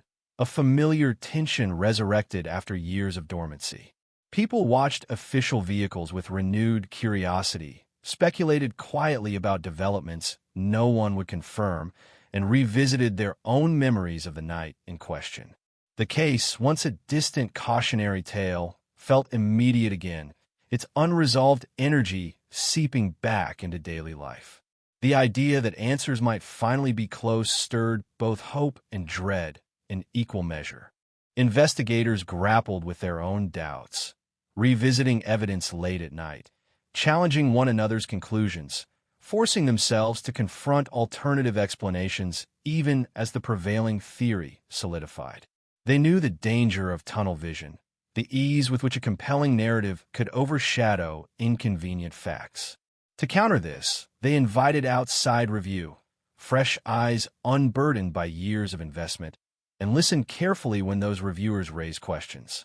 The process was exhausting, but it strengthened the case, reinforcing what held and exposing what did not. One detail, long overlooked, began to assume disproportionate significance, not because it was dramatic, but because it fit too well with the emerging theory. It was a small inconsistency in the original timeline, a window of time once deemed irrelevant, now reframed as opportunity. Investigators circled it repeatedly, testing its resilience, and each time it held, resisting efforts to explain it away. The realization that something so minor could carry such weight was both unsettling and galvanizing, a reminder that truths often hide in plain sight. As pressure mounted, the subject's demeanor shifted again, composure giving way to fatigue, patience thinning under the strain of renewed attention. Investigators noted the change without commentary, understanding that stress reveals as much as it conceals. They did not rush, resisting the urge to force resolution before they were ready, knowing that patience, the same quality that had sustained the case for decades, would be essential now more than ever. The investigation reached a precarious balance point, poised between accusation and proof, action and restraint. Every decision carried the potential to accelerate or derail the case entirely, and the responsibility weighed heavily on those tasked with seeing it through. The disappearance of 2001 was no longer a distant mystery. It was an active presence, shaping conversations, dictating strategy, demanding resolution. And as investigators prepared for the next move, fully aware that the stakes had never been higher, the sense grew that the truth, once so elusive, was finally within reach, waiting for the moment when silence would no longer suffice. The confrontation, when it finally happened, was stripped of drama by design. No flashing lights, no raised voices, just a room, a table, and the accumulated weight of 22 years pressing down on every word. Investigators understood the power of quiet in moments like this, how silence can draw out truths that aggression only buries deeper. The subject sat across from them with practiced composure, a posture honed through decades of retelling the same story, the same night, the same assurances, and yet something in the air had changed. This time, the questions did not circle the disappearance. They closed in on it, narrowing the margins until there was nowhere left to hide. They began with routine, anchoring the conversation in familiarity, asking about life now, about work, about the passage of time, letting the subject relax into the rhythm of normalcy. Then, slowly, almost imperceptibly, they shifted, introducing details from 2001 that had not been discussed in years, watching closely as reactions surfaced before words could catch up. A pause here, a breath held too long there, the subtle recalibration of a narrative under pressure. None of it was explosive, but all of it was revealing, and investigators took note without interruption. As the interview progressed, inconsistencies emerged more clearly, not because the subject contradicted themselves outright, but because the story began to fray at the edges. Timelines blurred where they had once been sharp, certainties softened into approximations, and explanations grew longer, more elaborate, as if detail itself could compensate for doubt. Investigators pressed gently, returning to the same moments from different angles, testing whether the answers remained stable or shifted under scrutiny. Each variation, however slight, added weight to the growing sense that the truth lay somewhere just beyond the version being offered. The night of the disappearance loomed larger with every passing minute, the questions now anchored firmly to that narrow window of time. Investigators introduced information selectively, facts the subject did not know they possessed, watching for signs of surprise or recalibration. There were moments when the composure cracked, just briefly, a flicker of irritation, a defensive edge that slipped through the practiced calm. These were quickly smoothed over, but they lingered in the room, unspoken yet unmistakable. Outside the interview room, the legal framework tightened, prosecutors monitoring developments closely, ready to advise but careful not to overstep. They knew the stakes, knew that an interrogation alone would not carry a case built on absence, and they cautioned patience even as momentum built. Investigators balanced this restraint with urgency, aware that time, which had once seemed endless, now felt dangerously finite. Memories fade, witnesses age, opportunities close, and the window for action, once reopened, would not remain open indefinitely. The family, caught in the periphery of these developments, experienced the investigation as a series of tremors rather than shocks.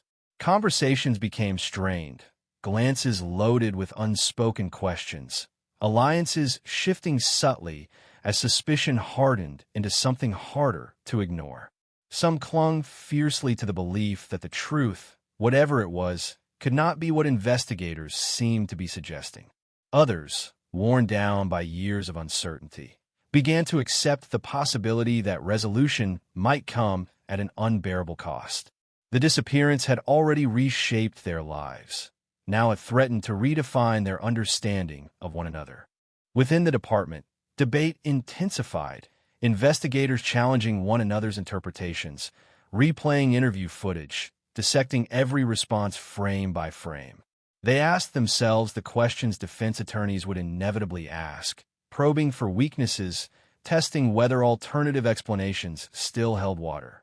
This internal scrutiny slowed progress, but strengthened resolve, filtering out doubt that could not withstand rigorous challenge.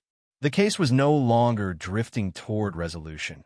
It was being pulled there, inexorably, by the accumulation of small, stubborn facts.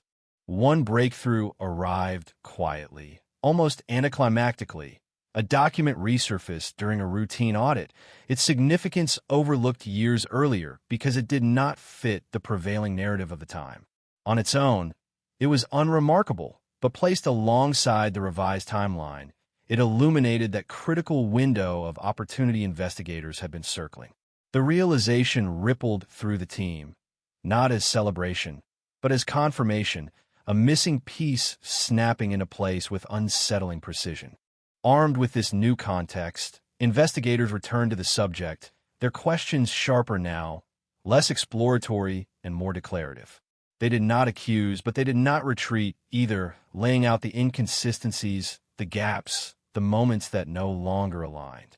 The subject listened, outwardly calm, but the effort required to maintain that composure was visible now, tension radiating in small, involuntary gestures. The The story held, but only just stretched thin by the weight of contradiction. The atmosphere surrounding the case grew heavier as word spread quietly within official circles that action might be imminent. Prosecutors began drafting contingencies, considering how to present a narrative built not on spectacle, but on inevitability. They debated whether the case could withstand the scrutiny of a jury, whether the absence of a body could be overcome by the strength of the circumstantial web investigators had woven. The answers were cautious, but increasingly affirmative, hinging on the belief that consistency across decades could speak as loudly as physical evidence. The community, sensing movement without confirmation, braced itself, conversations lowering in volume, speculation intensifying in private spaces. The idea that the disappearance might finally yield answers stirred emotions long suppressed, hope mingling with dread. People revisited their assumptions, questioning not just what they believed had happened, but why they had believed it for so long.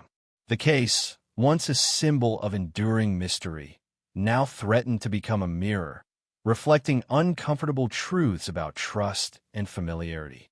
As investigators prepared for the next step, they did so with the sobering awareness that resolution would not feel like victory. It would be messy, painful, contested, and for many, impossible to accept. Yet the alternative, leaving the disappearance suspended in uncertainty, felt no longer tenable. The truth, whatever its final shape, demanded acknowledgement, and the machinery of justice, slow and imperfect, was beginning to turn in its direction. The night of 2001, long sealed behind layers of retelling and denial, pressed closer to the present with every decision made. The silence that had protected it for so long was thinning, its edges fraying under sustained pressure. And as investigators stood on the threshold of action, aware that the next move would alter lives irrevocably, one understanding cut through the tension with brutal clarity. Some secrets survive for decades not because they are invisible, but because they are too close to be seen, and once finally brought into focus, they change everything. The arrest, when it came, did not arrive with the chaos the town had imagined for years. It unfolded with procedural calm. A knock at the door, measured words spoken in even tones, handcuffs closing softly, almost apologetically, as if acknowledging the weight of what they represented.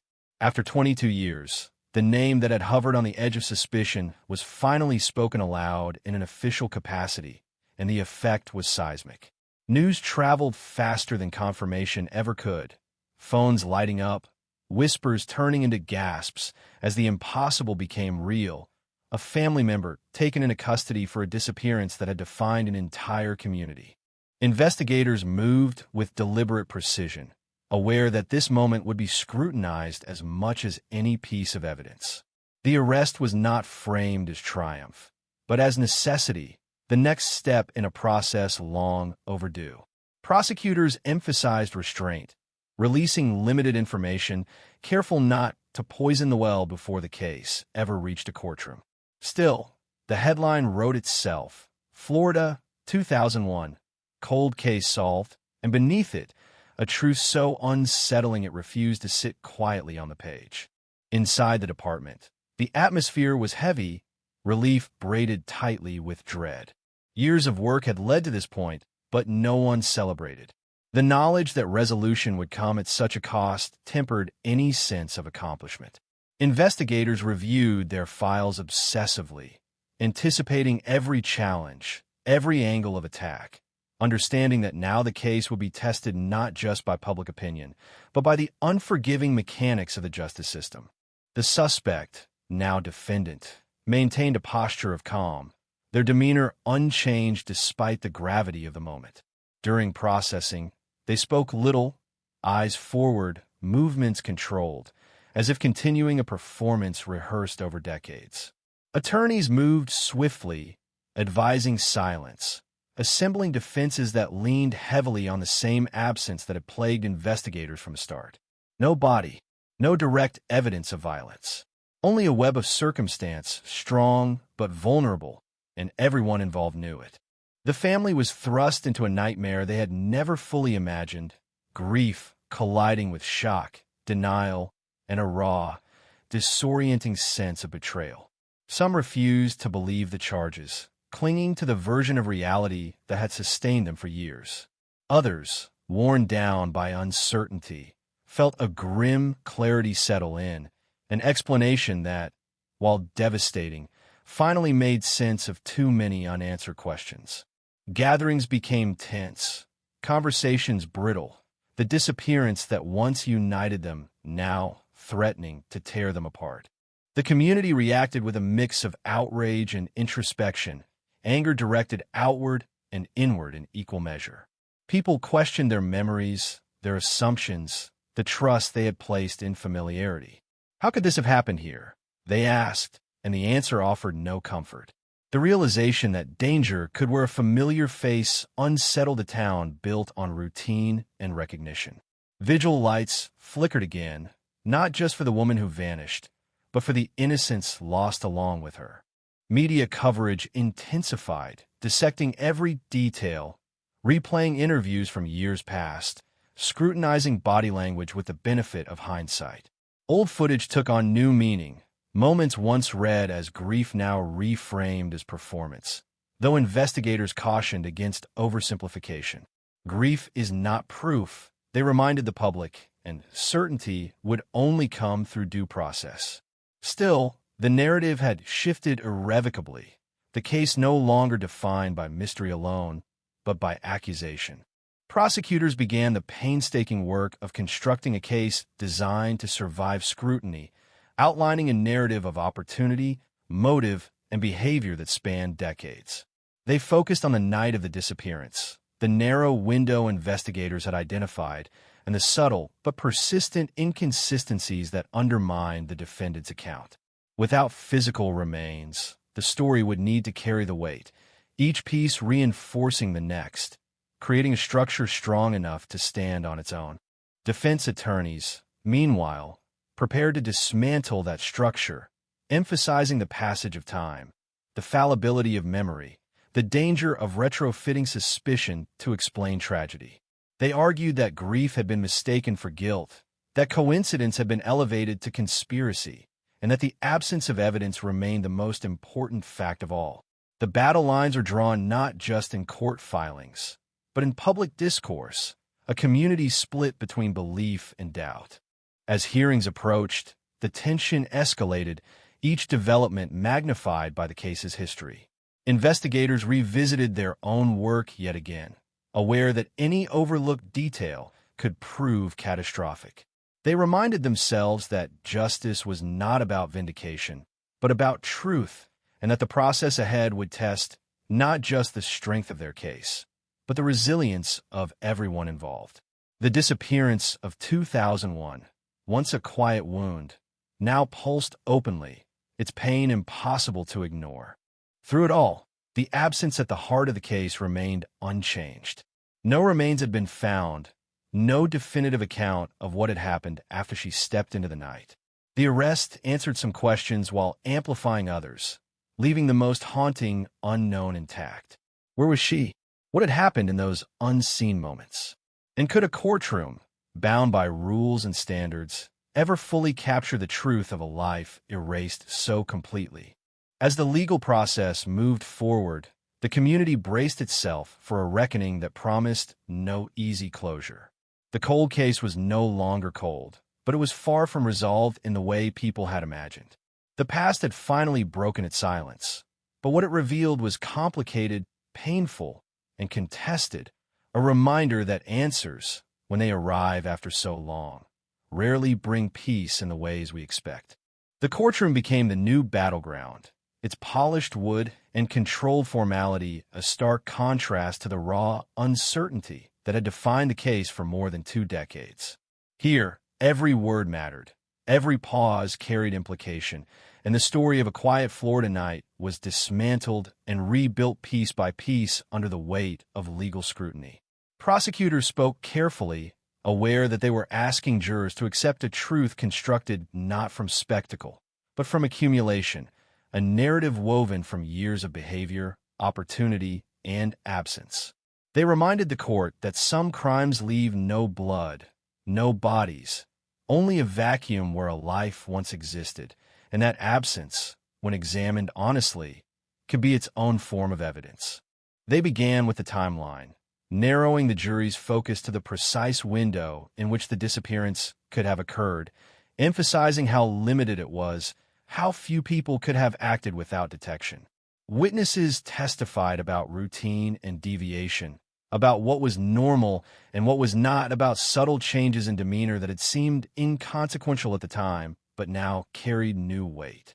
Financial records were introduced, charts and figures laid out to suggest motive without ever naming it outright, letting implication do the work that accusation could not. The prosecution's case advanced, not in leaps, but in careful steps, each one reinforcing the last. The defense countered with force, challenging the reliability of memory stretched across decades, questioning the fairness of judging past actions through the lens of present suspicion. They painted the investigation as a product of desperation, a cold case resurrected and reshaped to fit a convenient narrative. Witnesses were pressed on inconsistencies, on the influence of media coverage, on the ways grief can distort perception. The absence of physical remains was highlighted relentlessly, framed not as an unfortunate gap, but as a fatal flaw, a reminder that certainty, in this case, remained elusive. Expert testimony filled the space between fact and inference, behavioral analysts explaining how people respond differently to trauma, how composure does not equate to guilt, how stress can produce behaviors easily misread in hindsight. Forensic specialists discussed what could and could not be concluded from the available evidence, their language precise, restrained, and carefully neutral. The jury listened, absorbing the tension between possibility and proof, aware that they were being asked to navigate a space where emotion and logic collided. Outside the courtroom, the community watched with an intensity born of proximity, every update dissected, every ruling debated. Old divisions resurfaced, some convinced that justice was finally within reach, others uneasy about the implications of a conviction built without physical confirmation. Conversations grew heated, relationships strained, as people grappled with what it meant to believe in a system designed to weigh doubt as carefully as certainty. The case had moved beyond the individuals involved, becoming a referendum on trust, on patience, on the limits of what can be known. For the family, the trial reopened wounds that had never fully healed, forcing them to relive the disappearance in excruciating detail. Testimony brought the night back into sharp focus, the unanswered questions echoing louder than ever. Sitting in the gallery, they confronted not just the possibility of guilt, but the permanence of loss, the realization that no verdict could restore what had been taken. The courtroom offered structure, but not solace, and each day ended with the same heavy silence.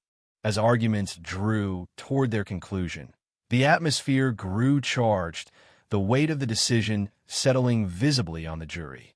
They were reminded again of the standard they were bound to uphold, proof beyond a reasonable doubt, a phrase repeated so often it seemed to reverberate through the room. The prosecution urged them to see the case as a whole, to recognize the coherence of a story supported by years of consistent evidence. The defense asked them to resist narrative seduction, to remember that doubt, when reasonable, must prevail. When the jury finally withdrew to deliberate, the courtroom exhaled, tension releasing into a hush that felt almost reverent. Hours stretched into days, speculation filling the void left by their absence. Investigators waited with a mixture of hope and dread, aware that their work, their reputations, and the promise they had made to a grieving family now rested in the hands of 12 strangers. The defendant waited too, expression unreadable, the weight of judgment pressing down with each passing moment.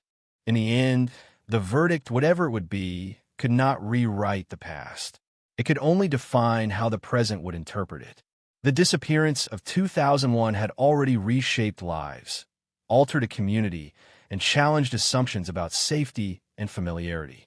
As the jury deliberated behind closed doors, the town held its breath, suspended between resolution and uncertainty, knowing that the answer they received might finally close the case or deepen the ambiguity that had haunted them for so long. The night she vanished remained unchanged, preserved in memory and speculation, a fixed point around which everything else revolved. Whether the courtroom could deliver justice for that night was still unknown, but one truth was undeniable. The silence that had once enveloped the case was gone, replaced by voices arguing fiercely over its meaning. And as the world waited for the jury to speak, the cold case hovered on the edge of its final chapter, its outcome poised to leave a mark as indelible as the mystery that had preceded it. The verdict arrived without warning, a single word carrying the weight of decades, spoken aloud in a room that had learned how to breathe quietly. The jury filed in, faces drawn, eyes avoiding contact, and when the foreperson stood, the sound of the chair scraping against the floor cut through the silence like a blade. For 22 years, the case had lived in speculation and shadow, but now it was forced into the unforgiving clarity of a legal conclusion. The word echoed, not as closure, but as consequence, rippling outward to everyone who had waited for this moment, each hearing it differently, each absorbing it in their own way. In the gallery, reactions fractured instantly, relief collapsing into grief, disbelief hardening into anger, tears falling without ceremony. For some, the verdict confirmed what they had come to accept in the quiet hours long before the trial began. For others, it felt like a second disappearance, the loss of certainty replaced by the fear that the wrong truth had been chosen simply because it was the only one left. The family sat frozen, bound together by history but pulled apart by interpretation, the word hanging between them like an accusation no one knew how to answer. The defendant showed little reaction, composure intact, expression unreadable, as if the outcome had been rehearsed internally long before it reached this room. Attorneys leaned in, voices low, already preparing for what came next, appeals, motions, arguments that would stretch the case further into the future. The machinery of justice did not stop with a verdict. It shifted gears, grinding forward with methodical persistence. Outside, reporters rushed to file updates, headlines forming before the courtroom doors even closed, each one attempting to capture a moment that resisted simplification. Investigators absorbed the decision with measured restraint, aware that their work would now be dissected publicly, praised by some, condemned by others. Years of effort had culminated in this point, but satisfaction remained elusive. A verdict did not answer every question, did not fill the most painful void at the heart of the case. It only affirmed that, according to the law, responsibility had been assigned. Whether that responsibility aligned perfectly with truth would be debated long after the courtroom emptied. Sentencing loomed, another chapter in a process that refused to end cleanly. Victim impact statements prepared to give voice to years of absence, to birthdays missed and futures erased, to the quiet, persistent ache of not knowing where she was or what had become of her. These statements carried a rawness no legal argument could match, grounding the abstract language of law in the tangible reality of loss. When spoken aloud, they transformed the case from a narrative of evidence into a human reckoning. The community reacted in waves, some gathering in silence, others arguing fiercely in public spaces, the verdict forcing a reckoning with long-held beliefs. Trust fractured and reformed along new lines, neighbors reassessing memories, questioning whether they had overlooked signs or imagined them entirely. The case had become more than a disappearance or a prosecution. It was a mirror reflecting the town's capacity for denial, for endurance, for uncomfortable truth. No one emerged untouched. As days passed, the initial shock softened into something heavier, a realization that even with a verdict, the most haunting question remained unanswered. There is still no body, no definitive account of the final moments, no place to mourn beyond memory itself. The legal conclusion offered structure, but could not supply certainty where none existed. The absence that had defined the case from the beginning remained intact, a void the law could not fill. Appeals were filed, As expected, reopening debates that many had hoped were settled. Legal briefs revisited arguments about evidence and doubt, about fairness and inference, extending the life of the case yet again. For the family, this prolongation felt both exhausting and inevitable. Another reminder that closure is not a single event, but a process that can stretch indefinitely. Each new development reopened wounds that had barely begun to scar over. Investigators returned to their routines, but the case followed them, present in conversations, in quiet moments of reflection, in the awareness that some truths remain partial no matter how much effort is invested in uncovering them. They understood that history would judge their work differently depending on perspective, and they accepted that ambiguity as the price of engaging with cases that resist clean resolution.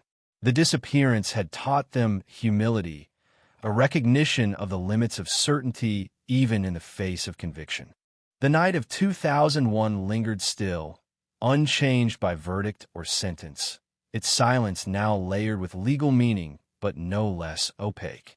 The events of that night were no longer just a mystery. They were a matter of record, argued and decided within the constraints of law. Yet the emotional truth of what happened remained fractured, held in pieces by those who lived through its aftermath. The case had moved forward, but it had not moved on. As the town adjusted to a new normal defined by legal outcome rather than uncertainty, the echoes of the disappearance persisted. Conversations continued, questions resurfaced, and the story evolved, shaped by interpretation rather than evidence alone. The cold case had been declared solved, but the human cost of that declaration was still unfolding, rippling through lives altered by a verdict that answered some questions while leaving the deepest ones untouched. And in the quiet that followed the courtroom's final adjournment, a sobering truth settled in. Resolution, when it arrives after so long, is rarely the end. It is simply another beginning, one marked not by mystery, but by the enduring weight of what can never be fully known.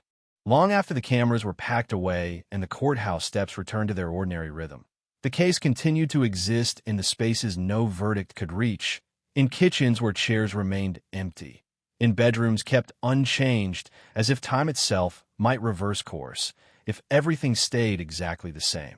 22 years had carved deep lines into the story, but they had not softened its edges. If anything, the passage of time had sharpened them, making the absence more pronounced, the questions more insistent. The law had spoken, yet the silence at the center of the case refused to yield. For the family, life after the verdict felt disorienting, as though the ground beneath them had shifted without warning. Some clung to the ruling as a fragile form of justice, a declaration that the waiting had not been meaningless. Others felt betrayed by it, convinced that the truth was still somewhere out there, obscured by convenience and the human need for an ending. Blood ties strained under the weight of accusation and belief, love colliding with suspicion in ways no courtroom could resolve. Holidays became negotiations, conversations cautious, memories suddenly dangerous. The community, too, struggled to recalibrate. The case had been a shared burden, a story retold, so often it became part of the town's identity. Now that it was labeled solved, people were expected to move on, to fold the narrative into history and let it rest. But rest proved elusive. Whispers continued in grocery aisles and parking lots, theories resurfacing whenever someone mentioned the year 2001. The verdict closed a chapter on paper, but in practice, it opened a new one defined by doubt and reflection. Investigators gave interviews framed by careful language, emphasizing process, evidence, and persistence. They spoke of progress and accountability, of how cold cases demand patience and humility. Yet behind the professionalism lingered an understanding they rarely voiced, that certainty in such cases is often incomplete. They knew the file would never truly be closed, not in the minds of those who had lived with the mystery for so long. Every solved cold case casts a shadow shaped by what remains unknown. The absence of physical answers continued to haunt the narrative.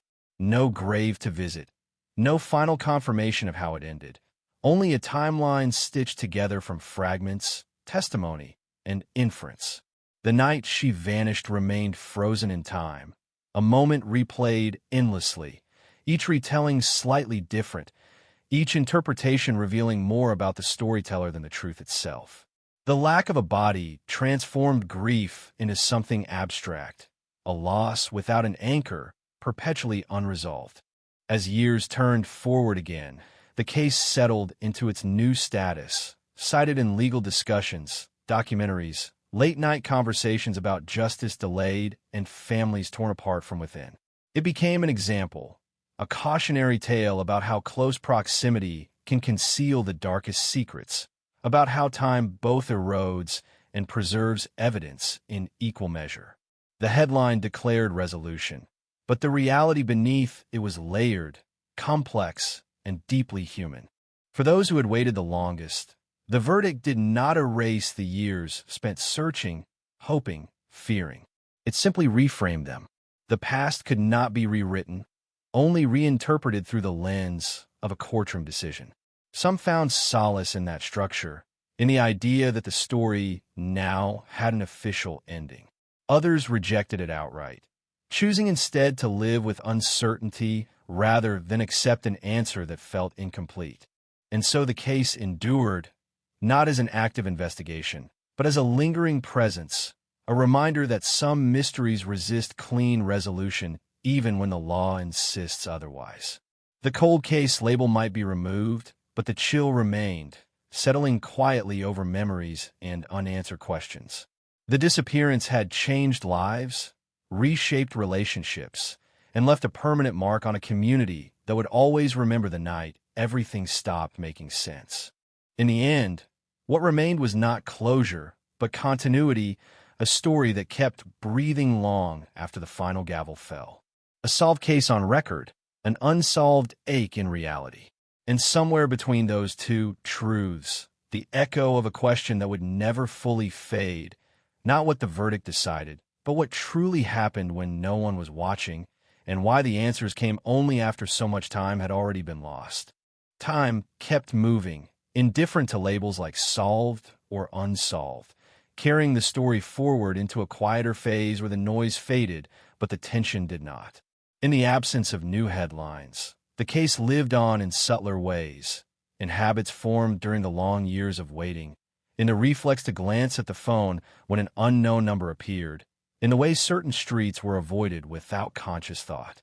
The town learned to coexist with the verdict the same way it had learned to coexist with a mystery, by compartmentalizing it, by placing it just far enough away to function, but never far enough to forget.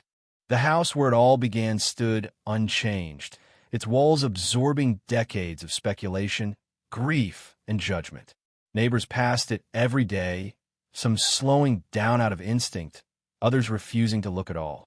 To outsiders, it was just another building, but to those who knew the story, it was a monument to unanswered questions. Even after the arrest, even after the sentence, the place carried an energy that resisted explanation, as if the truth had brushed against it and left a residue that would never fully dissipate. In private moments, doubts resurfaced with unsettling clarity. Details that once seemed minor grew heavier over time. A timeline that almost fit. A statement that had shifted by a few words. A memory recalled too late to be tested. These fragments did not form a new theory, but they refused to disappear, hovering at the edges of certainty. For some, this uncertainty became a burden heavier than the original mystery, because it arrived wrapped in finality, sanctioned by the system, immune to challenge. The younger generation inherited the story without having lived through its beginning. They encountered it through whispers, through online forums, through documentaries that compressed decades into an hour of dramatic tension. To them, the case was history, yet it shaped the present in invisible ways. It taught caution, mistrust, the idea that danger could exist behind familiar faces.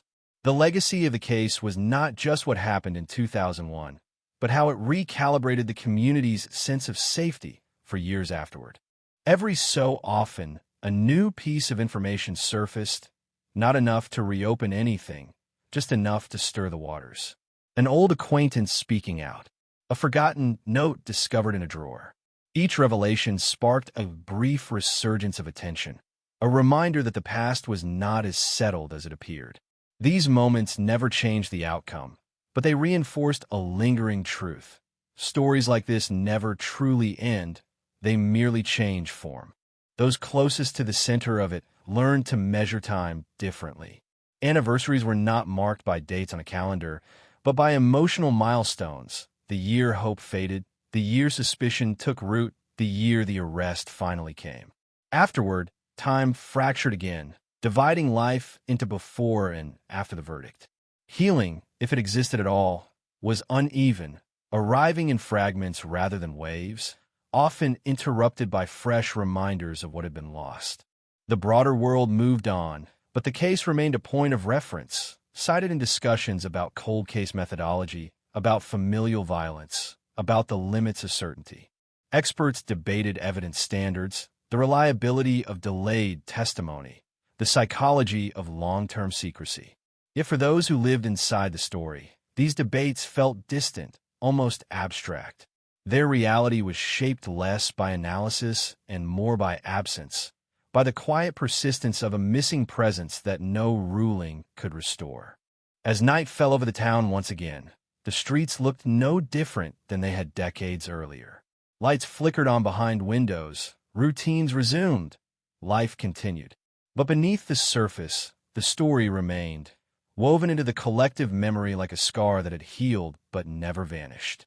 The case was officially over, yet it continued to ask something of those who remembered it, an acknowledgement that some truths are larger than their conclusions. And so the narrative settled into its final form, not as a closed book, but as a chapter left deliberately unfinished. A reminder that justice can arrive late and still leave questions behind, that answers can coexist with doubt, that resolution does not always mean relief. In the silence that followed the last verdict, the story lingered, not demanding attention, simply refusing to disappear, an echo of a night in 2001 that time itself could not fully erase. Even after the echoes finally softened, after the name of the case stopped appearing in headlines and comment sections, its presence endured in the most ordinary moments. It surfaced in the way parents hesitated before letting their children walk alone at dusk, in the instinctive tightening of doors at night, in the unspoken understanding that familiarity was not the same as safety. The case had rewritten the town's emotional geography, drawing invisible borders between trust and doubt that no map could show. Memory became the final battleground. Over time, recollections blurred, not because they were false, but because they had been revisited too often. Each retelling subtly altered the shape of events, smoothing some edges, sharpening others. What began as first-hand experience slowly transformed into shared narrative, a collective memory shaped by fear, speculation, and the need to make sense of something senseless. The truth, whatever it was, became harder to isolate, buried beneath layers of interpretation. For those who had spoken during the investigation, silence returned in a different form. It was no longer enforced by uncertainty, but by exhaustion. Years of scrutiny had taken their toll, leaving behind a reluctance to revisit the past. Some avoided interviews entirely, wary of reopening wounds that never truly healed. Others continued to talk, not to convince, but to remember, to assert that their version of events still mattered in a story that had grown far larger than any one voice. The physical landscape offered no answers, only reminders. Roads led nowhere new. Fields changed with the seasons, but kept their secrets. Places once considered ordinary carried an added weight, as if the ground itself remembered what people tried to forget. Time passed over them gently, but it did not erase what had been impressed upon them in the early hours of that unresolved night. The idea of closure, so often promised in stories like this, remained elusive. The verdict had provided an endpoint in legal terms, but emotionally, the narrative resisted conclusion. Closure suggested a clean break, a turning of the page, Yet life after the case felt more like learning to read around a missing paragraph. The story made sense on the surface, but something essential remained absent, leaving a gap that could not be filled. In the wider cultural memory, the case settled into a familiar category, another example cited in discussions about cold cases, delayed justice, and the fragile nature of truth. It joined a growing archive of stories that warned against certainty and celebrated persistence. Yet abstraction dulled the human cost. For those who lived it, the case was never an example. It was a lived experience, etched into their sense of time, place, and identity. As years continued to pass, the urgency faded, replaced by a quieter, more reflective tension. The case no longer demanded answers with the same intensity, but it still asked questions quietly, persistently. What is justice when it arrives late? What is truth when it can no longer be fully tested? What remains when a mystery is declared solved, but doubt endures? In the end, the story did not conclude with certainty or relief, but with endurance. It survived in memory, in habit, in the subtle ways it reshaped lives without announcing itself. The cold case label might have been lifted, the file archived, the legal process completed, yet the emotional residue remained, steady and unresolved. And somewhere beneath the layers of testimony, evidence, and judgment, the original moment still existed, frozen in time, waiting. Not for a verdict, not for recognition, but simply as a reminder that some stories refuse to end neatly. They linger, suspended between what is known and what will never be fully understood, carrying their weight forward, long after the world has decided to move on. By the time the story reached this quiet afterlife, it had become something almost intangible, less a sequence of events than a presence that hovered at the edges of daily life. It was there in the pauses during conversations, in the moments when someone stopped short of saying a name, in the way certain years were spoken of with a lowered voice. The case no longer needed details to survive. It existed on implication alone, sustained by what everyone knew and no one could fully explain. The passage of time altered the way people related to the truth. Certainty, once demanded, now felt intrusive. Some preferred the soft blur of distance, the ability to remember without interrogating every detail. Others remained restless, unable to let go of the unanswered questions that had shaped so much of their lives. For them, the story was not complete, only quiet, its unresolved elements pressing inward rather than outward. The legal outcome, fixed and immovable, stood apart from these personal reckonings. It offered structure, a definitive statement in a narrative that had resisted order for decades. Yet even that structure seemed fragile when weighed against lived experience. The gap between what was proven and what was felt remained wide, and no amount of documentation could bridge it entirely. Justice, in this form, was precise but narrow, addressing actions without fully touching their consequences. Over time, the case inspired reflection rather than outrage. It became a lens through which people examined their own assumptions about family, trust, and proximity. The idea that harm could come from within, hidden behind routine and familiarity, lingered uncomfortably. The story no longer shocked, but it unsettled, challenging the comforting belief that danger is always obvious, always external. The absence at the center of the case continued to define its emotional gravity. Without physical resolution, grief remained abstract, unanchored. There was no place to lay flowers, no marker to signify an ending. Instead, remembrance took quieter forms, moments of silence, private rituals, the careful preservation of photographs and belongings.